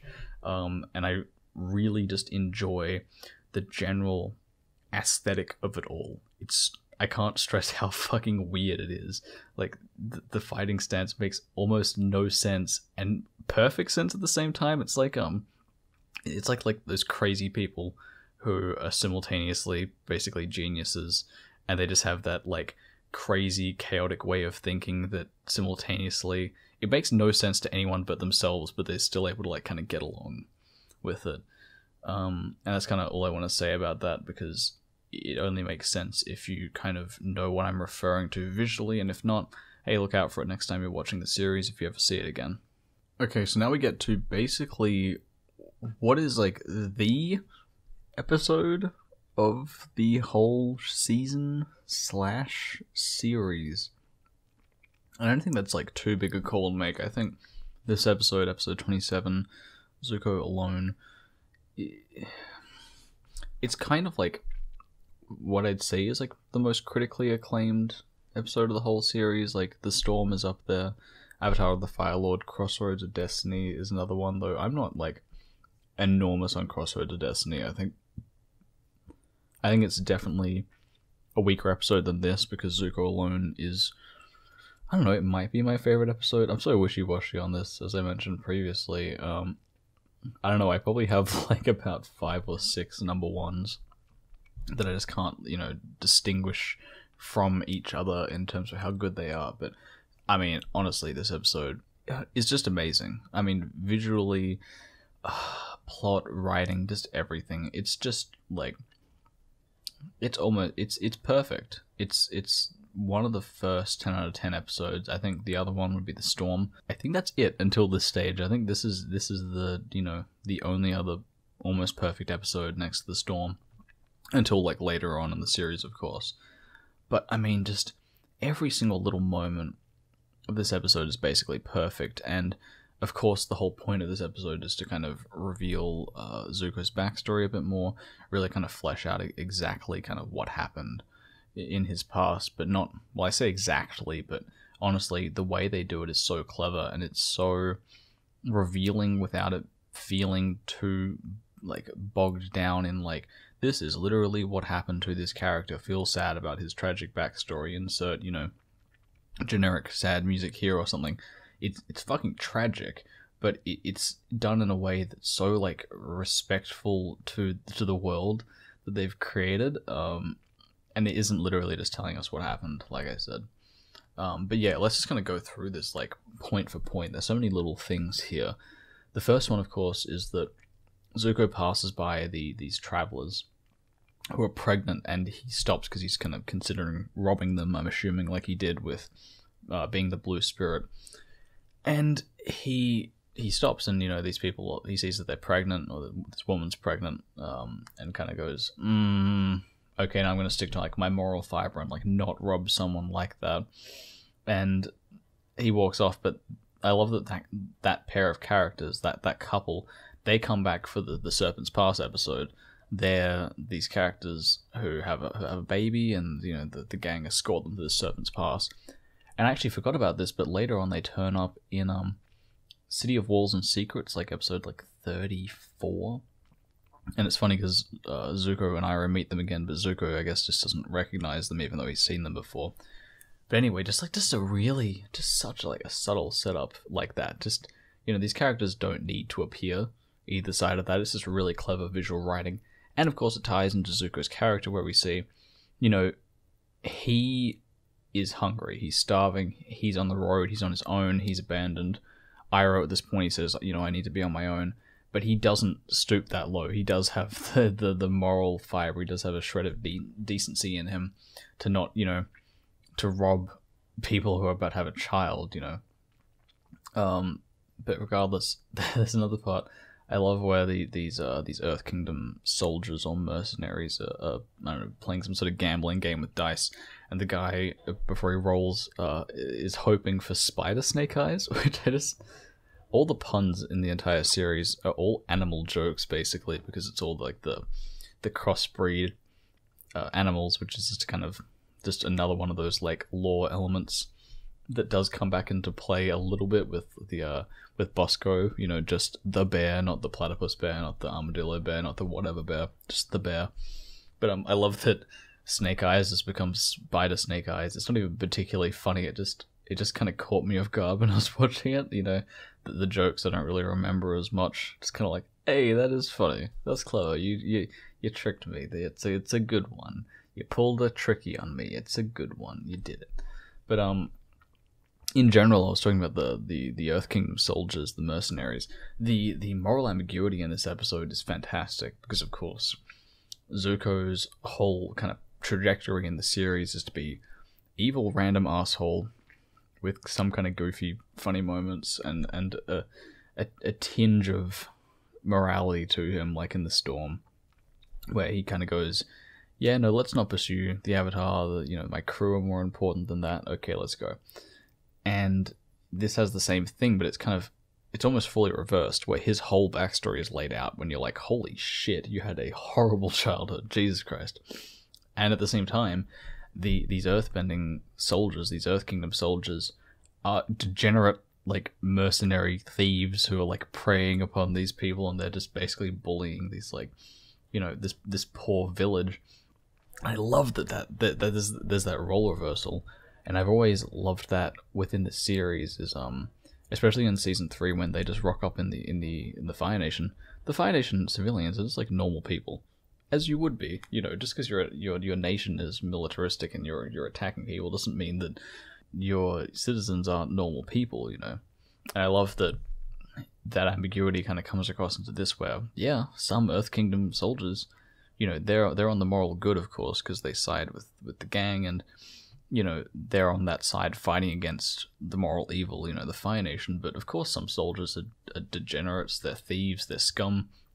And I love that they're the enemy in this episode, and you root for Zuko in this episode against them. And that's something that's really interesting, is literally having an episode where you root for the villain straight up. And that's just wonderful, and they can make it work so well, and it doesn't feel... I can't imagine this feeling forced. I can't imagine people who don't know what they're doing even attempting an episode like this. Most other series would just kind of do an information drop, I think, at the beginning. Like, oh, I'm Zuko, my, X, this happened, this happened, this happened, this happened, this happened, this happened, like a kind of fucking Naruto thing. Yeah, which that's so fucking key to Naruto, in fact, just... my backstory, my family got murdered or something. It's like, okay, dude, that's nice. I don't care. It just isn't a solution for your character. Just because you have a tragic backstory doesn't make you a good character. Zuko is fantastic outside of his backstory, but the way it's told, I think, is so respectful, as I was saying, in that they really don't...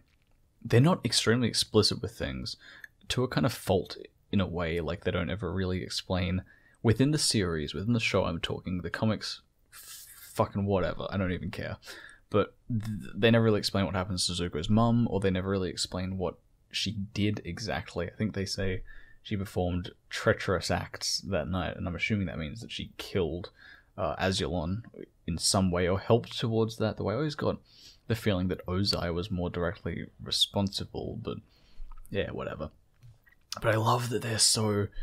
Okay, the main thing is that, well, for one, it takes place when, I don't know, maybe like, when 4 years previous to Zuko being banished, maybe 3, and Azul is like already a fucking psychopath, and she's like, what, 8 years old, 9 years old? You gotta start early. I mean, she's like full on, like, manipulative, cold. I don't know how you do that by age 9, but it's impressive. Her level of intelligence. I guess she's a prodigy, but whatever. All the information that Zuko gets about his backstory, or like what's happening, like, oh, Daddy's gonna come and kill you because, he said, Azulon said you must know the pain of losing your first and only son, so you have to kill Zuko, and you get it through this filter of Azula, all this information, and so you as the audience get the same experience that Zuko had, of course, where you're like, not knowing exactly what's real or not, or how the information has been, filtered through Azula, who, of course, just kind of gets off to, like, lying to people and manipulating to people, especially someone like Zuko. She just enjoys fucking with him generally, and fucking him around, but, like, I love that you get that filter and you don't know exactly what's going on. It isn't like Zuko is some omnipotent being saying, this is exactly what happened. All the stuff you see in the episode is stuff that Zuko sees himself. Besides, like, for example, they're reading a letter from Iroh where he's about to break through the wall in Ba Sing Se, and you see him at Ba Sing Se. So that's an example of Zuko not seeing that, but they're just visualizing the letter he's reading, so that doesn't count. But if you know what I mean, right? Like, it's not as if, we're an omnipotent camera just viewing the exact details of the backstory, like the Fire Lord and the whatever his name, the Avatar on the Fire Lord. I can never remember the name of that. Like, that episode has things that take place that Roku didn't see, of course. Like Sozin doing stuff, but I guess you're getting that perspective from what Zuko's reading in the scroll. Okay, never mind. Yeah, no, it's interesting that you only get that perspective from Zuko, and I think it really works to that advantage because, of course, its effect on him is because the effect of it is because you know what's happening to him, and it's how he perceived what happened in his own past. It isn't so much like we need to know the exact details of what happened, because it's the point of it is to know how it affected Zuko, how it affected his character, rather than like literally exactly what happened with his mother, because he'll never know that until maybe the comics, but who cares about that shit? He, as far as he's aware, he randomly woke up one night and his mum was like, Zuko, you gotta listen to me, you gotta stay strong to yourself, and then she disappears and he never hears from her again, and it's like, holy fuck, how do you deal with that? And also, we have no idea what happened to her, so we feel that exact same thing. Point is, I like it. I think it's really good writing, and I think it's basically the best way to do that sort of thing. And just the way the episode cuts between that backstory, that kind of the B plot, of course, in this is Zuko, and the A plot is Zuko. It's the only episode really in the series to do this. Just to have. I mean, for one, it only focuses on him. For the most part, he's given the B plot in all of season 2, or he's, I can't think of when he's given the A plot, but by that I mean, he's the subplot of the episode with Iroh. It's him and Iroh moving somewhere, doing something, and the main plot is Aang doing whatever, because Aang's the protagonist. But another thing is that I love that this episode comes out of nowhere. It's just like you have the Blind Bandit, then randomly, oh my god, you have like the most amazing random fucking Zuko episode. Like, what? Where did that come from? Why is this so good? Oh my god. But yeah, it's just like, yeah, it's straight out of nowhere. And another thing I find funny actually is that what is considered, one of the best episodes, if not the best episode in the whole show, is basically based off a Western, because the whole thing is, Zuko enters the town, he's the stranger, he's, the cold guy, and then he fights, the mercenaries, the bad guys in the town, and saves people, though that's kind of subverted when they all hate him by the end, because he reveals himself, of course, as a firebender, and they instantly hate him because of that label, because of that attribute of his character, rather than, what he's actually like as a person, because of course throughout the whole episode he's really noble, he sticks up to these people when he really doesn't have to, and I guess he does it out of a sense of morality and duty that before this point we didn't really realize he had. And he saves these people, and he saves this boy who really respects him until the point that he reveals himself as, Firebender, and particularly as like Ozai's son. And just, people just kind of bring up like, oh, you were banished, you were disrespected, you're not any longer his son, you're disowned, and you're filthy, you're disgusting. And just, I was talking about him being shit on for the series, and this is like the king shit of shittiness, of shit to shit on Zuko for, is just, he does this such a noble thing for his character. And the thing is, it's never ever recognized by any of the other characters, it's never brought up by him. It's not as if later down the track he's like, I was in this village one time and I saved these people. It's just another event in his life that just goes wrong in a very, very long series of events of him just having things just go wrong for him while having the best of intentions, and just, either out of circumstance or sometimes it's his own fault, of course, because he definitely is not a perfect person, definitely not. But I just love that it's just another like day in the life basically of him just doing something noble and just getting kind of shit on for it because of who he is, because of his role, I guess, his societal role. But yeah, it's just, I mean, on top of that, like that's a broad thing that I love about the episode. But there are so many like little things about this that I love. Like a really good example is, and to add to the increasingly ever-growing list of things that shouldn't work but do, is the fact that the episode as a whole is very dark. I mean, it's not like dark like the bloodbending episode, which is more like veering on horror thriller or the closest it can go to it, and it's actually like legitimately a bit spooky. But in terms of dark and like, holy crap, it's about fucking like Iroh's son being, dead, and Iroh basically like crumbling because of that, and Azula manipulating Zuko, and usurping the throne, murdering your own father, betraying your brother, Zuko having to deal with like the loss of his mom, and having to stand up to Azula himself when his dad despises him and favors her, and just so many things going on. And also him trying to like deal with his identity and kind of being criticized, of course, like I was saying, for his role rather than what he's like as a person. But then you just have these like great little alleviating moments of comedy, like he gives his knife that I talked about was set up in the Avatar State, the first episode. Gives this knife to this kid, and he's like, "Oh, read the description." He's like, "Oh, made in Earth Kingdom," because it's like a made in China joke, so it's funny. But it also works because he's like reading the wrong side of the knife. But just like little jokes like that, where it just really alleviates the tension slightly. It doesn't keep it so bogged down in its own seriousness. Like it can take a joke, which I really love, and it doesn't feel tonally out of place. It isn't like a pie in the face gag in like the middle of a murder scene or something. It really does kind of fit pretty well into it. Also, another thing I like is, particularly in terms of like Azula's character, it's an unspoken thing of how you understand exactly how she turned out as a child. Of course, like it's kind of implied that she's like Ozai's prodigy, kind of like his girl sort of thing. Like she's like the favored child by quite a bit.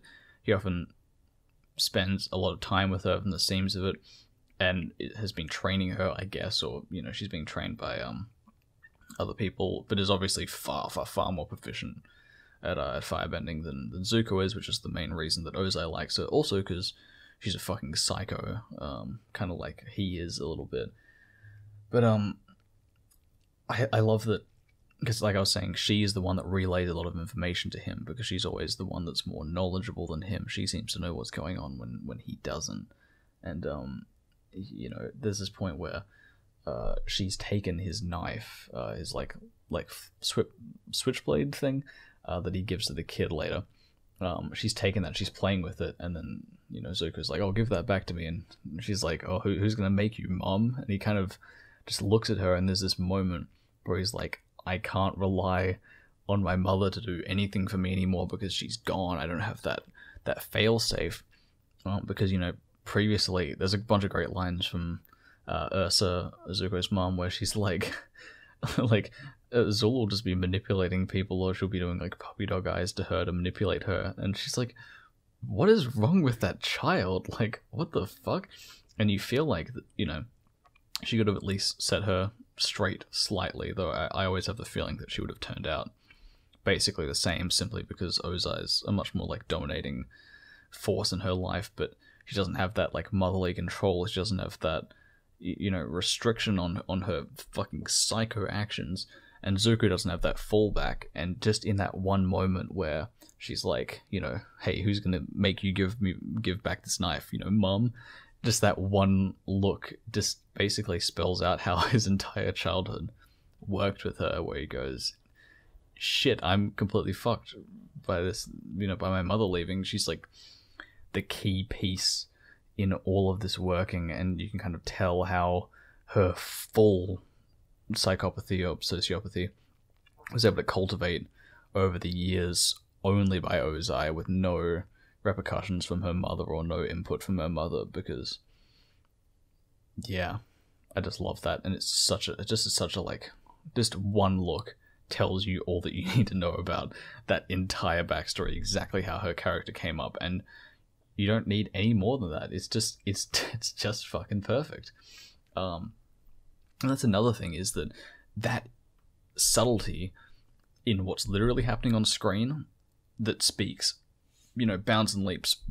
That speaks absolute bounds and leaps in terms of symbolism, in terms of theme, and in terms of idea, is another thing that's so great, is that this episode is so dark. Like I was saying, the usurping, the mother, murdering her father-in-law, or Ozai plotting to kill his own father for power, Azula manipulating Zuko and basically ruining his childhood, Ozai being fucking horrible, Azula being horrible, Iroh having like an emotional breakdown, his son dying, all this shit, and it never has to resort to overt violence at all, or death, or anything outside of fucking like a PG rating or some shit, or I don't know what you Americans have, a very low rating, like a fucking kid's show can have something this dark, and I just love that, and it's just such a proof of how good the writing can be at times, and I think this is possibly the best example of really good writing, though I think there are probably better examples in the Ba Sing Se arc, actually, but it's just one of those examples where it's so good. It's almost unbelievable how fantastic this episode is in the series, especially considering it comes completely out of nowhere. Just brilliant. I mean, also the parallel storylines, the cutting between the A line, the B line, just edited perfectly. Fantastically, like, visual with the knife, with the whole like landscape. It's so much like a western. Though I guess you could argue that it's based off Yojimbo, which a few dollars more, or a fistful of dollars, sorry, would then copy later. Sergio Leone would copy that later, and I guess you could say that it's maybe based off that, like the actual Yojimbo character, maybe, but Zuko isn't really like that. He's more like a Clint Eastwood. But yeah, that's about it. Like, I don't, it just works perfectly. It's one of those things. I would say it would be lightning in a bottle. Just one of those things that just kind of comes out of nowhere. You don't know how to replicate it, but they do replicate it. There are later episodes that I think probably top this, or at least the same level of quality. They don't come across as artistic or as out of the ordinary as this, because this is a very like special episode in terms of structure. Of course, it's kind of crazy to do an entire episode just on the main villain, whose A plot in terms of helping this village has absolutely no impact on the plot, has absolutely no impact on his physical movement through the story. In fact, it actually doesn't really have that much impact on his character at all. He doesn't really maybe develop that much, I don't think. Like, maybe he learns empathy a little more or something, but I mean, not really that much. E.g., the point is, you could cut this episode out and you wouldn't lose any plot elements. It's so solely focused on his character that's all that matters, really, and I just absolutely love that. Regardless, I think that is just like, that's basically all I can say about the episode without just kind of talking about every single little tiny little thing in there. That's almost pointless, because you may as well just watch the episode at that point. But anyway, moving on to episode 28, The Chase. This is just another really good episode. We're on a really big roll here, and this continues for quite some time until the Serpents Pass, until maybe the Trill. They're kind of average episodes, but then it really picks up again like that. Chase is just fantastic, and what I love about this is the whole plot of it is the gang have finally come together. Toph is now in the gang, and we haven't really seen them together because she, comes in episode 26, and then episode 27 is purely Zuko, literally no one else of the main cast besides Zuko, and then it's suddenly the gang together. And the great thing about this is that as soon as Toph is injected as, the new out of status quo, the new character, okay, so we don't know how the interactions are going to work. We don't know how this is going to work, how such and such, how is this going to change? What they do with this is immediately inject them into this really, really hard, strenuous spot where, they're chased for basically like 2 days straight with no sleep. So, you basically put all the characters in a room and turn up like the heat. You really put them in this tough spot, and you want to see how they act under pressure. I think that's almost like the best way to just break your characters in, just, put them in such a hard position, such like a tough position, and I mean, Toph actually does give up briefly before coming back, because she's just like, no, this isn't gonna work. I can't live with you people, or particularly Katara. I do find Toph's kind of whole stance on like, hey, I'm pulling my own weight. I don't need to help you unpack your goods or set up for like 5 seconds. I don't need you to like, you know, I don't need to help you with that. I find that really repetitive, and as an actual plot point that's an issue between them, I feel like they could have picked something a little more meaningful, because like Katara makes such a big deal out of what is basically nothing, which I guess could actually say something about her character, but I don't think it really does. I think it says more about the screenwriters, honestly. If her character was something that made a huge deal out of little things, she kind of is like that, but yet again, I think that they're just using that as a kind of lazy excuse for Toph to be like, we're creating instant drama between these people, when we don't necessarily, you know, need to. And she says this exact, like, I'm pulling my own weight thing, like, probably 3 or 4 times, I think. And it really does get a little repetitive by the end, and I do feel that, like, it's a bit shallow as a reason. It's like, Katara, you've set up all your own stuff before this. You've never had an issue with this before.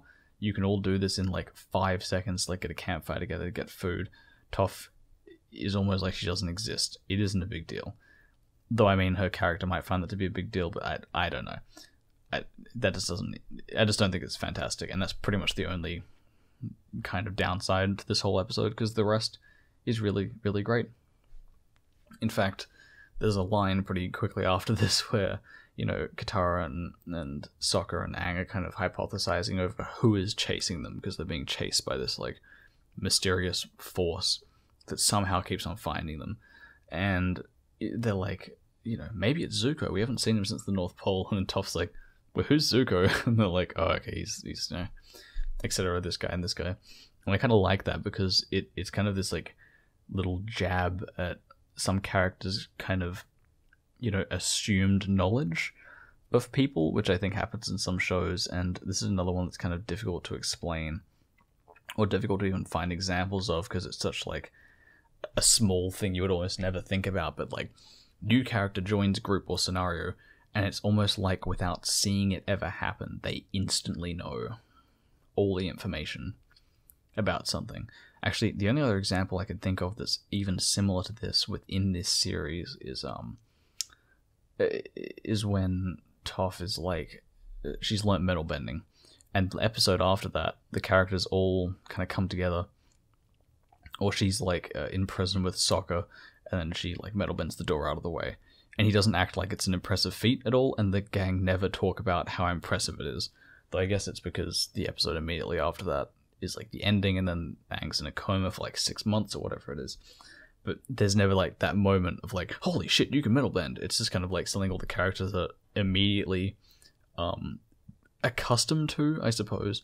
And that's the same thing. Like, I guess off screen it kind of makes sense of like, hey, they explained to Toph who Zuko is, but I think it's funnier comedically where she's like, I don't know the events of the first season. What the fuck are you talking about? I haven't, you know, just because I'm in the show now doesn't mean I know exactly what's happened before this. That's way too complex to explain over one line of a joke, but I kind of hope you know what I mean by that a little bit. Another thing I think, or one of the main reasons I really like this episode is, yet again, they kind of take what is an element of the show that's taken for granted, and they just take that away from the characters. Like, okay, so what are 2 things that are like heavily established and heavily just kind of assumed?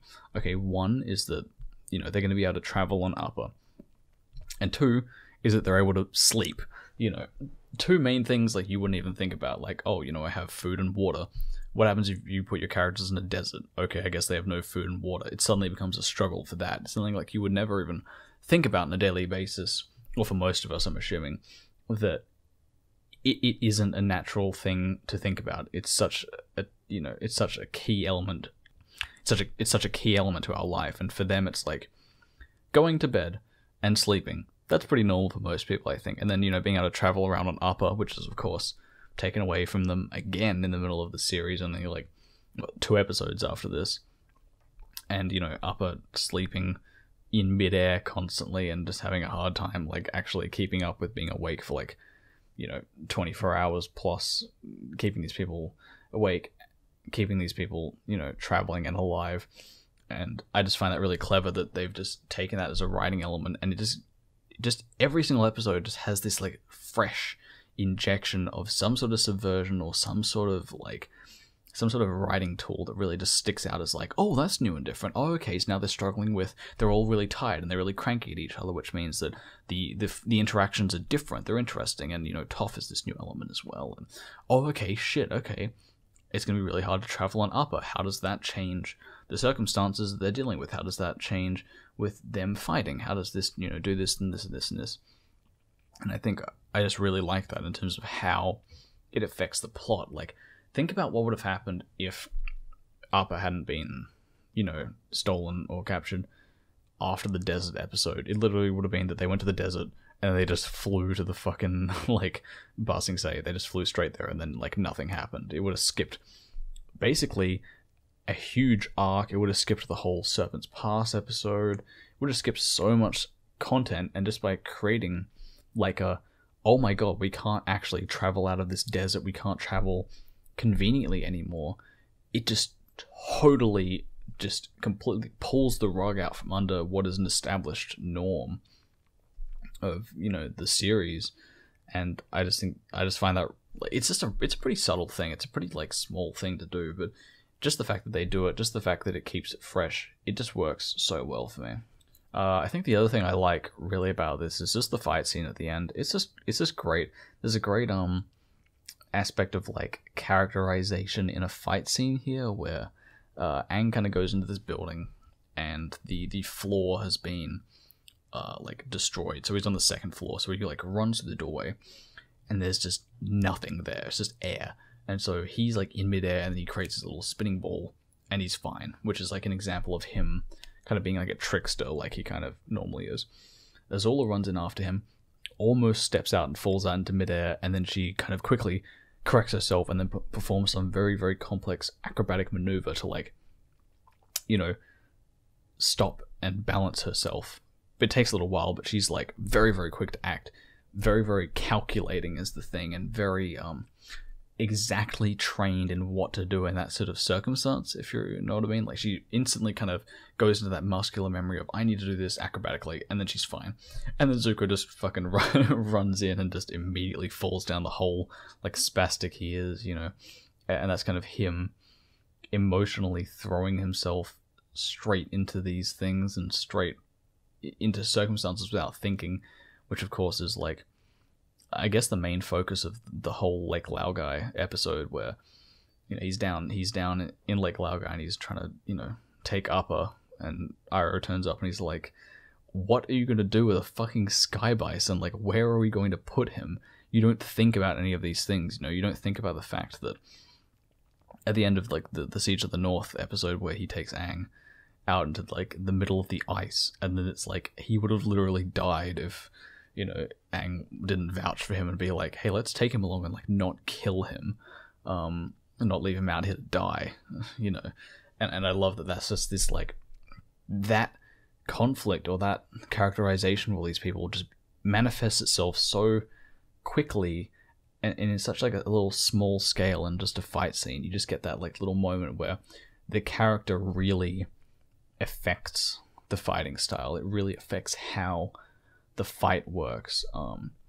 The most generic example I could think of that is actually at the beginning of this series, not the beginning of this series, beginning of this season, has that fight between Azula and Zuko.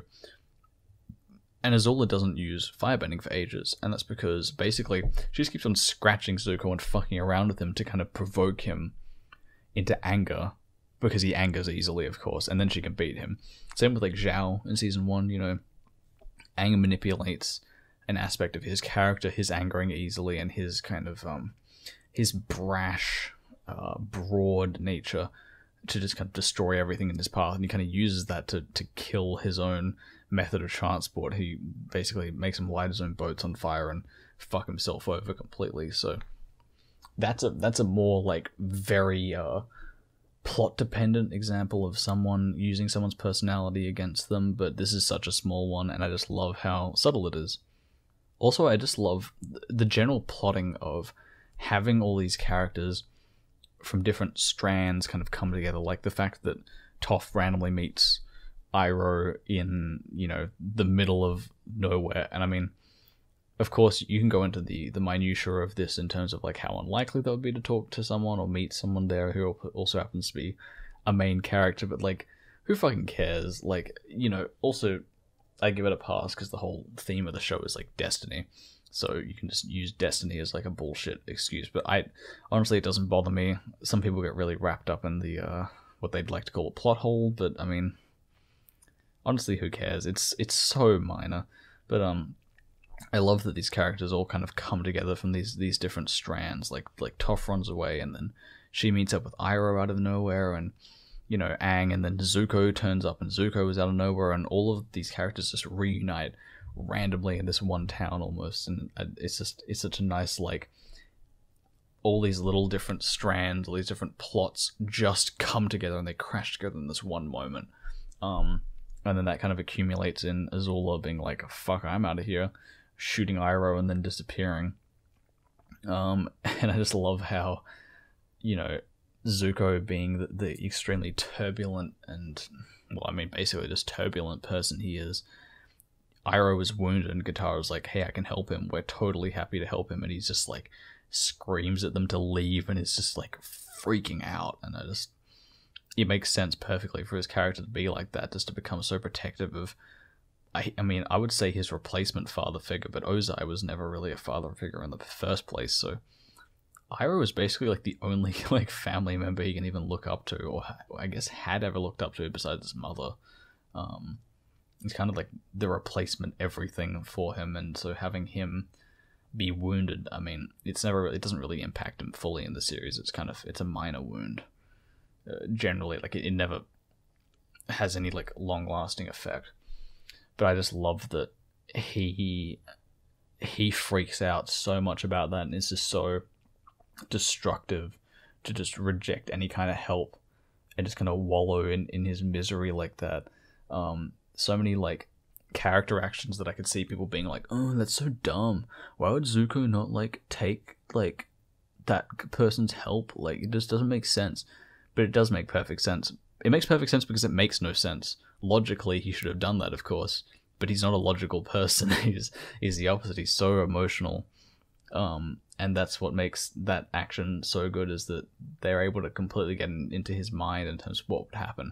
Conveniently, Iroh would be healed by Katara immediately, and Zuko would go along with it, and he'd want that, but he doesn't, because he's so overwhelmed by the situation and a variety of other things, and I think that's just like pretty solid writing for that. And it's also just a great moment in terms of like Iroh being like just struck down at the moment. You're like, holy fuck, Azula will attack one of her own family members like that just to escape. And I guess you'd assumed that before, because she's like so horrible to Zuko, and also she's been like, hey, you guys are totally okay to attack the royal family if you want.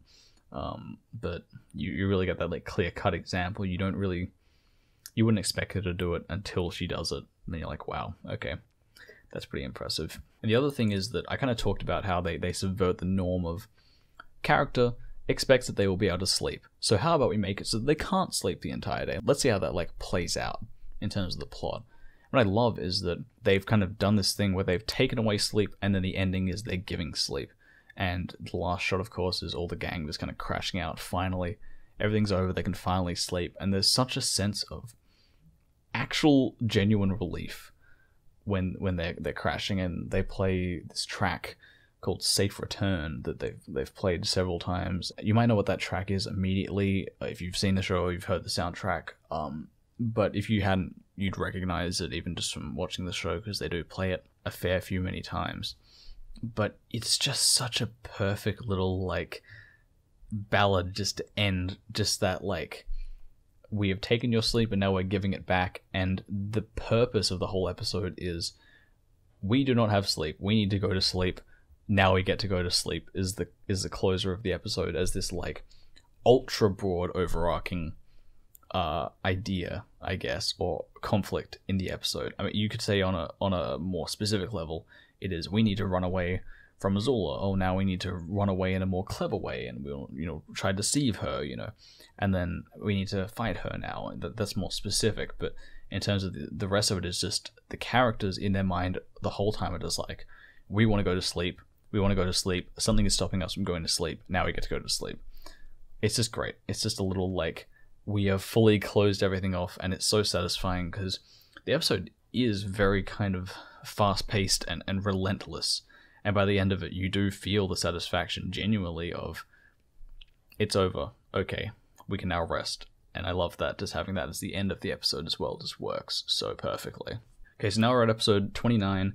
Yet again, another fucking brilliant episode. Another example of the Aranehaz magical touch.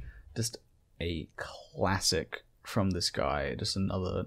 If you don't know about Aranehaz, basically just look up his writing credits on the series and you'll see that he basically probably made the series what it is in terms of quality. He's kind of like the editors on Star Wars, the first Star Wars, where the cut was terrible, and then they came in and fixed everything for George Lucas, and they made it what it is.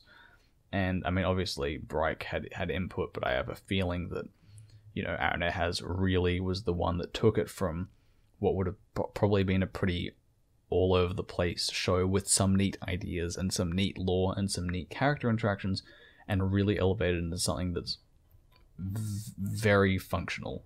It just works. It's structured perfectly, has great characters, has whatever you want to name that's so good in this season in particular. But this episode, bit of work, is one of the best examples of having 3 simultaneous storylines. I mean, first of all, it starts with 2, but then it kind of splits off into 3.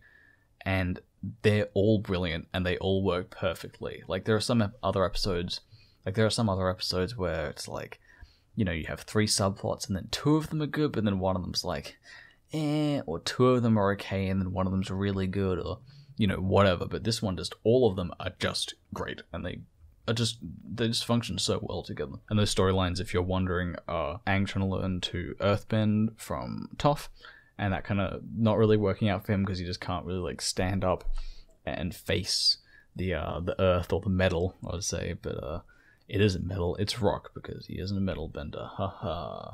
Fucking kill me. The second one is like Sokka looking for food or meat, and then he just gets trapped in a hole, and that's the actual subplot's far more interesting than that sounds. And the third one is Zuko trying to learn lightning or lightning bending from Iroh, and then that also not really working out for him, and then him trying to learn the redirection element of that. And yet again, it's just like a really solid episode. It doesn't do anything particularly out of the ordinary again, but it just... The line delivery is great. The character interactions are great. Some of the moments are great. The comedy is great. The structure, like I was saying, having 3 simultaneous storylines that all work very, very well. It's great. Also, generally, I feel like I want more of these training episodes. These, like, we're going to learn earthbending. We're going to learn waterbending. We're going to learn firebending. I kind of want more of these, because really there's only, like... 3 of them. There's the waterbending teacher, there's this one, and then there's the old masters where, Aang goes and learns firebending with the people, but I guess a lot of season 3 is him just training off in the background. But this is kind of like the solid Aang tries to learn earthbending, paralleled with Zuko tries to learn lightning, and then tries to learn lightning redirection. But I feel like I want more of these, but I think it's actually better them not having more of these, because it would overdo it. It become too, like an information overload. Like, I love that it kind of goes as in depth as it possibly can into like the mechanics of, oh, that's how bending works. Okay, so that's how you would actually train to do this. Okay, that's interesting. I like seeing Aang develop like that. I like seeing how that works inside the world. But I feel like just more of it would ruin it, but I want to see more of it. So it's that really tough thing where I think they know better what works for the series than my desires do, in terms of what I would want. So I understand them not putting more in, but I also understand people wanting more of these types of episodes, because this is a really good episode. It's a really fun, kind of just like information-packed episode of like, that's really cool. They're really, you know, seeing someone learn something, seeing a character learn something, and so visually developing, like, oh, okay, I can see that, you know, Aang's able to actually move that rock, or you know, the way that Iroh is teaching the lightning maneuvers. Okay, that's interesting, and he's like trying to separate the chi, and okay, that's kind of cool. Or Iroh kind of explaining the that idea that's kind of paralleled with the swamp episode about the four nations not really being separate and having to draw from all sources instead of just one, which is also what Guru Patik talks about in the Guru episode, the eponymous Guru episode, about having, you know, the four elements actually not being separate. But regardless, it's just interesting seeing characters learn. There's also like just great lines, particularly from Iroh here, like, you know, like just nice subversive or even comedic lines, or just general like great philosophical lines. One of my favorites, actually probably in the whole series almost, is one of my favorites, probably even in the whole series as a favorite, is where Zuko's like, you know, Iroh, I know she's family, but I feel like I need to be able to train to get better against Azula. And he just kind of goes, yeah, no, she's crazy. She needs to go down. Or something else like, you know, Zuko brews Iroh tea horribly, and Iroh kind of drinks it and has a bit of a spasm and kind of goes, that was very bracing, and then very subtly immediately just throws it out the window when Zuko isn't looking. And yet again, it's one of those things where I feel like I'm almost just kind of describing things that are happening in the episode that are great, like where Iroh is talking to Zuko, and Zuko is saying, you know, hey, I'm trying to learn lightning, but it isn't working. I can't separate these two things. I can't separate the two chi sources because I have a confliction. And he's talking about how proud he is, and Iroh says, you know, pride is not the opposite of shame, but its source. And what's so great about that is that it's like, Zuko, of course, at the end of the episode goes to climb a fucking mountain during a thunderstorm, during a lightning storm, to try and redirect lightning through this new technique he's learned, so he can really prove that he's, you know, succeeded in this regard, or succeeded in some way. And he's, you know, screaming at the sky like, you know, you never let up before, just strike me. And it's such a just a fantastic moment, and I feel like it could have been so melodramatic, and it is pretty melodramatic, but it's so Zuko as well. Just being melodramatic is kind of an aspect of his character, being so overt with his emotionality, and just like the desperation of him literally like almost screaming at God, you know, to challenge him, because he can now dish back the pain, you know. Just conceptually that's so interesting. But yet again, to add to the fucking lexicon, the tome of things that shouldn't work but do, yet again, just it's just handled well. It fits in that circumstance. You're using something that might not necessarily work for any other show or in many other circumstances, but it just fits here. Just that, like, man screams at God in desperation. You know, I just love that. But regardless of that sort of like actually severely intense character moment, and by the way, that is just such a good closer to the episode. And in fact, most of this season has a bunch of just really, really good kind of closing moments. For example, like Zuko just walking off into the sunset, and that's mirrored with Ozai being finally declared as, you know, the Fire Lord. Is just like, oh, it's so powerful. It's just so wonderful. Just even from just like a pure aesthetic perspective, it just works so well.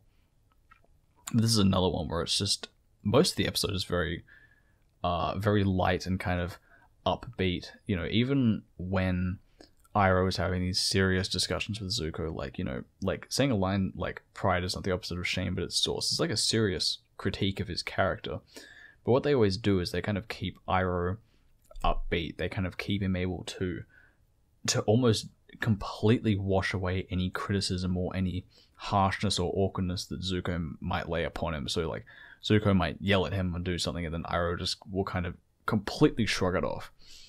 And the only time that they really drop that is the Lake Laogai episode, where Iroh kind of seems to like be unable to kind of put up with it eventually.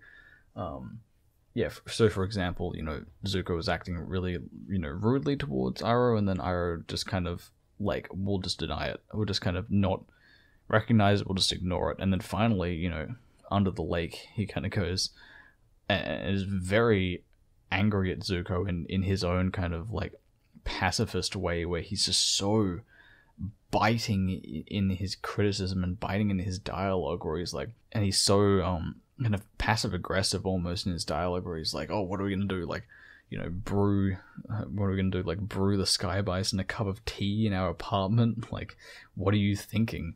And I think that it's okay when that comes in, because it kind of fits his character to be very pacifistic and very laid back and non-confrontational. But it just kind of shows that the show can really immediately swap between interesting, fantastic line delivery, fantastic insight into characters, especially some of Iroh's insights. I mean, they're very basic philosophically, and they're basically just like aspects of Buddhism regurgitated through character. Not that makes it inherently bad, but they're quite simplistic. But you can go from like philosophizing to comedy immediately, and to character critique and exploration and actual kind of like semi-deep character exploration, and then you can just work it really, really well. Like, for example, you have fantastic jokes in this series, and I think what is my favorite joke in the entire series is actually probably both of my favorite jokes in the entire series are within this episode.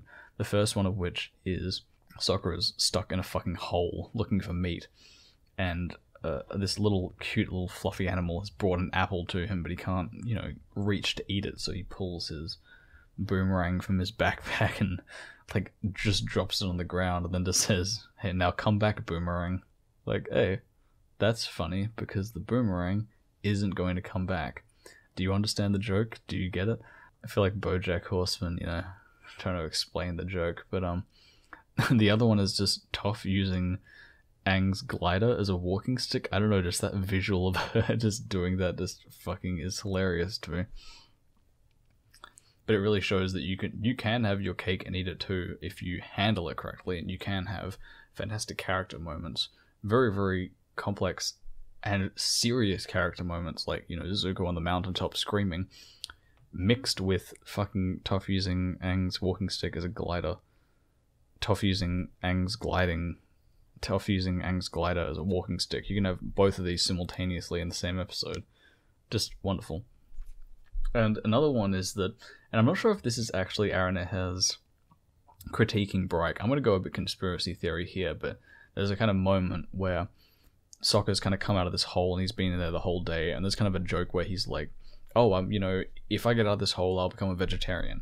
If I come out of this hole, if someone lets me out, I'll drop sarcasm. I'll become Sokka the veggies and straight talk fellow, And he kind of comes out and he's like, being trapped in that hole, it really makes a man think about what's important, and just completely cuts to Aang just saying, hey Katara, look what I can do, and just like fucking kicking a rock or something, and they're all like, oh my god, you can earthbend.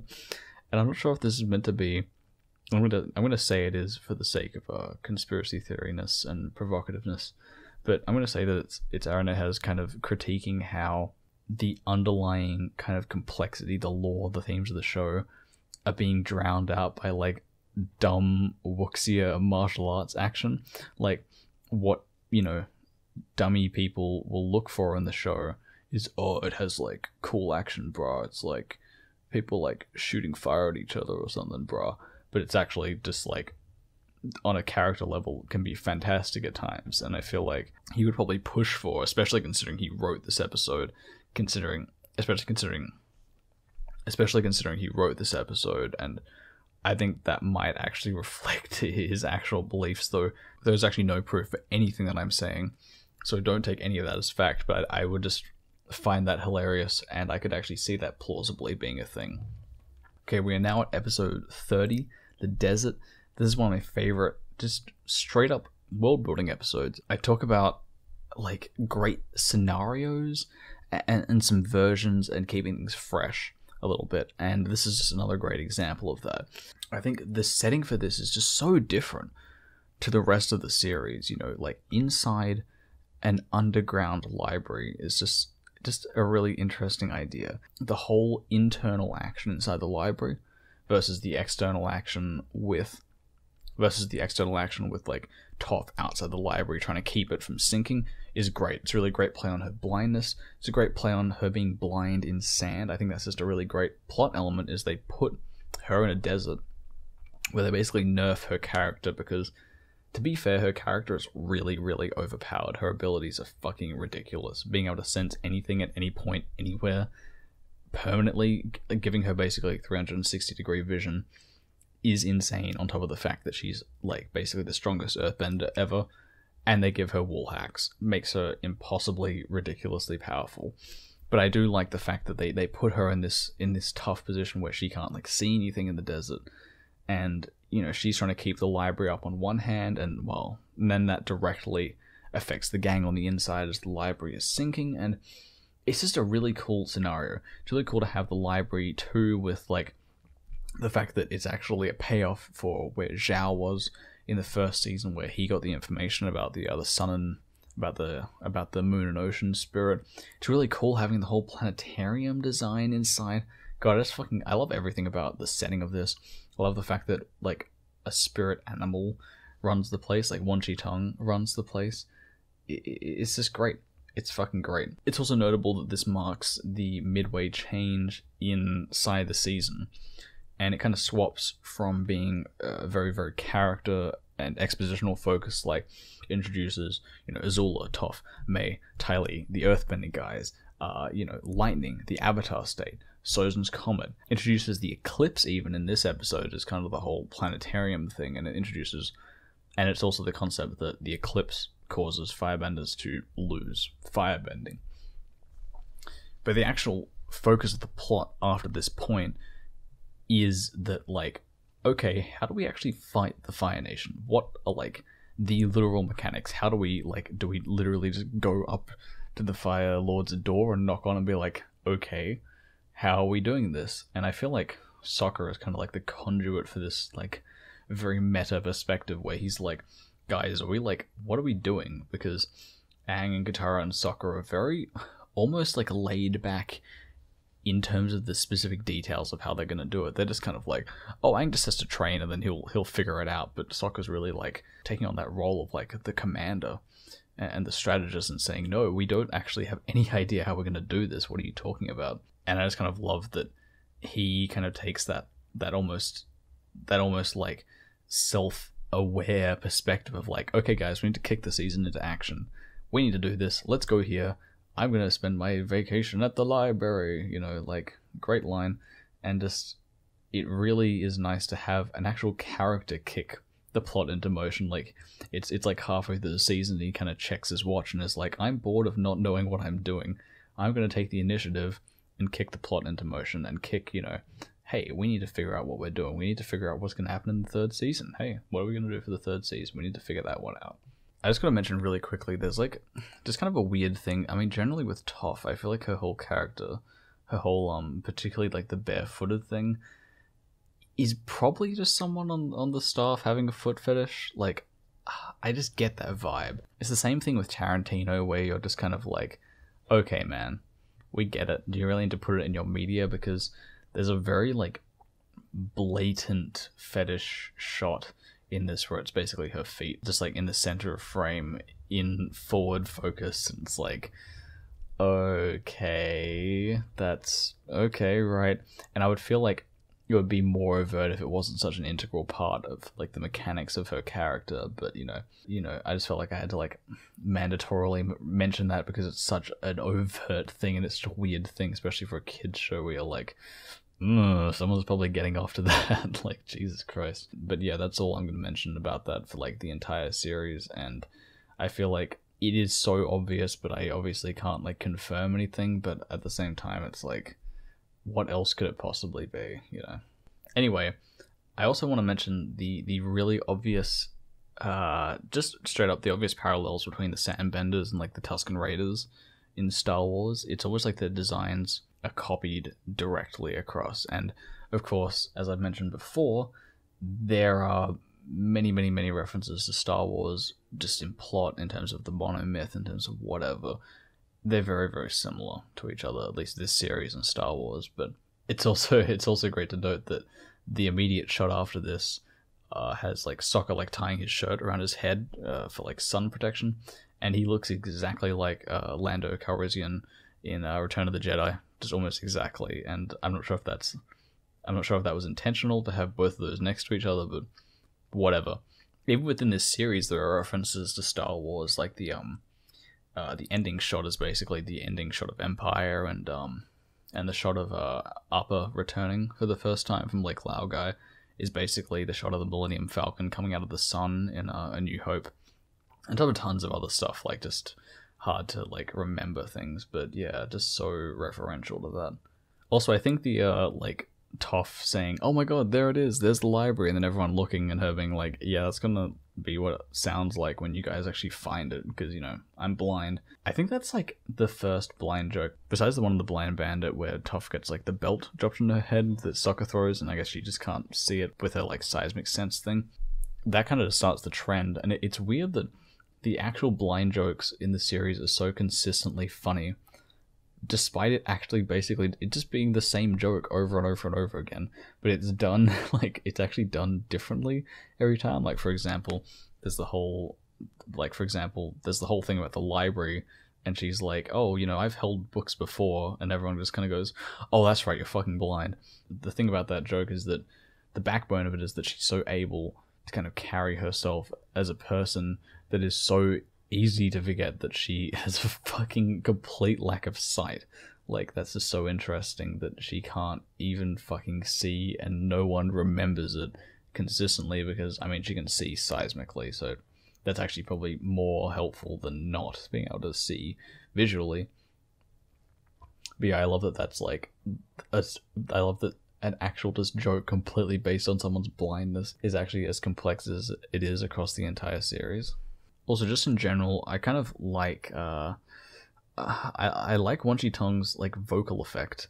I like him as a character generally, you know, as, like, this spirit that, you know, just randomly has a library. There's no real explanation for it, but I just love that it's kind of just there. It just feels so much like a part of the world, but I just love this, like, I don't even know what you describe it as. It's just very, like, commanding, and this, like, spooky effect on his voice. It's just, like, it's almost like he's underwater at points, but it so feels like the character. It's like the perfect effect exactly for what he should be like. Like, if I were to envision reading the script of that, and I were to envision his character, that is what the voice would sound like perfectly.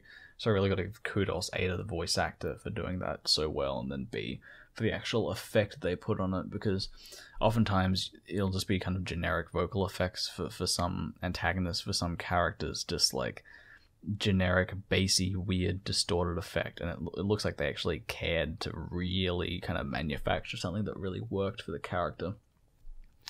On top of that, this is another example of like a sympathetic or very understandable antagonist or blocking character, where, you know, he obviously attacks them at the end, but he's like, "You humans are just abusing my knowledge for violence. I don't care. Do you think other people haven't, you know, come in here before for, like, you know, their own purposes that they thought were noble? I don't care if you're the Avatar, whatever the fuck. Get out my library. I'm, like, destroying all my knowledge. Fuck you." And I just love that makes complete sense. Even though he's wrong, obviously we know he's wrong, but I mean, it just, hey, you can't fault him.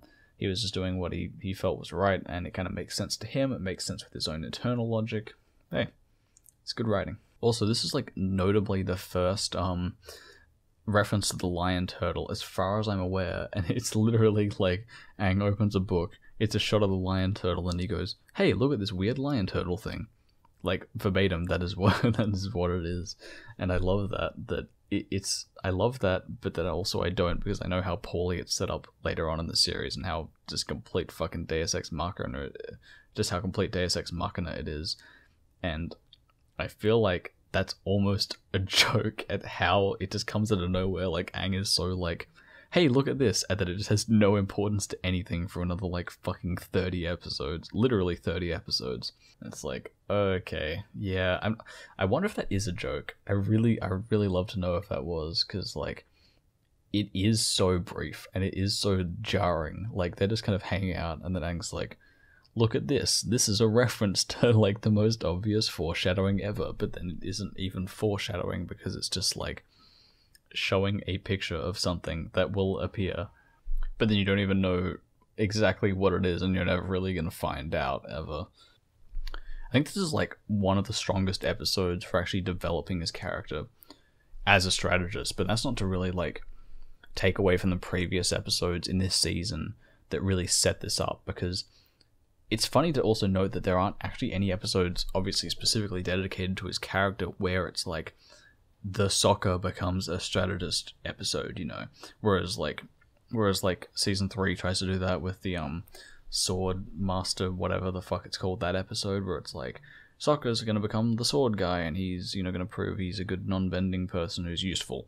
That kind of episode, it just doesn't have to happen here, and it's so subtle that he begins to take charge more and more and more and more per episode, and becomes the strategist, and he becomes the ideas guy. And that role is really cemented here by him kind of going, no, we need to figure out what's going to happen strategically. And, you know, even at the beginning, where he kind of has that meta line where, of course, he's like, we need to figure out how we're going to fucking defeat the Fire Nation. Aang just going around randomly training isn't going to help. We need to, you know, probably get the Earth King support. We need to get, the, you know, the army support. We need to plan probably an invasion of the Fire Nation. We need to figure all this stuff out.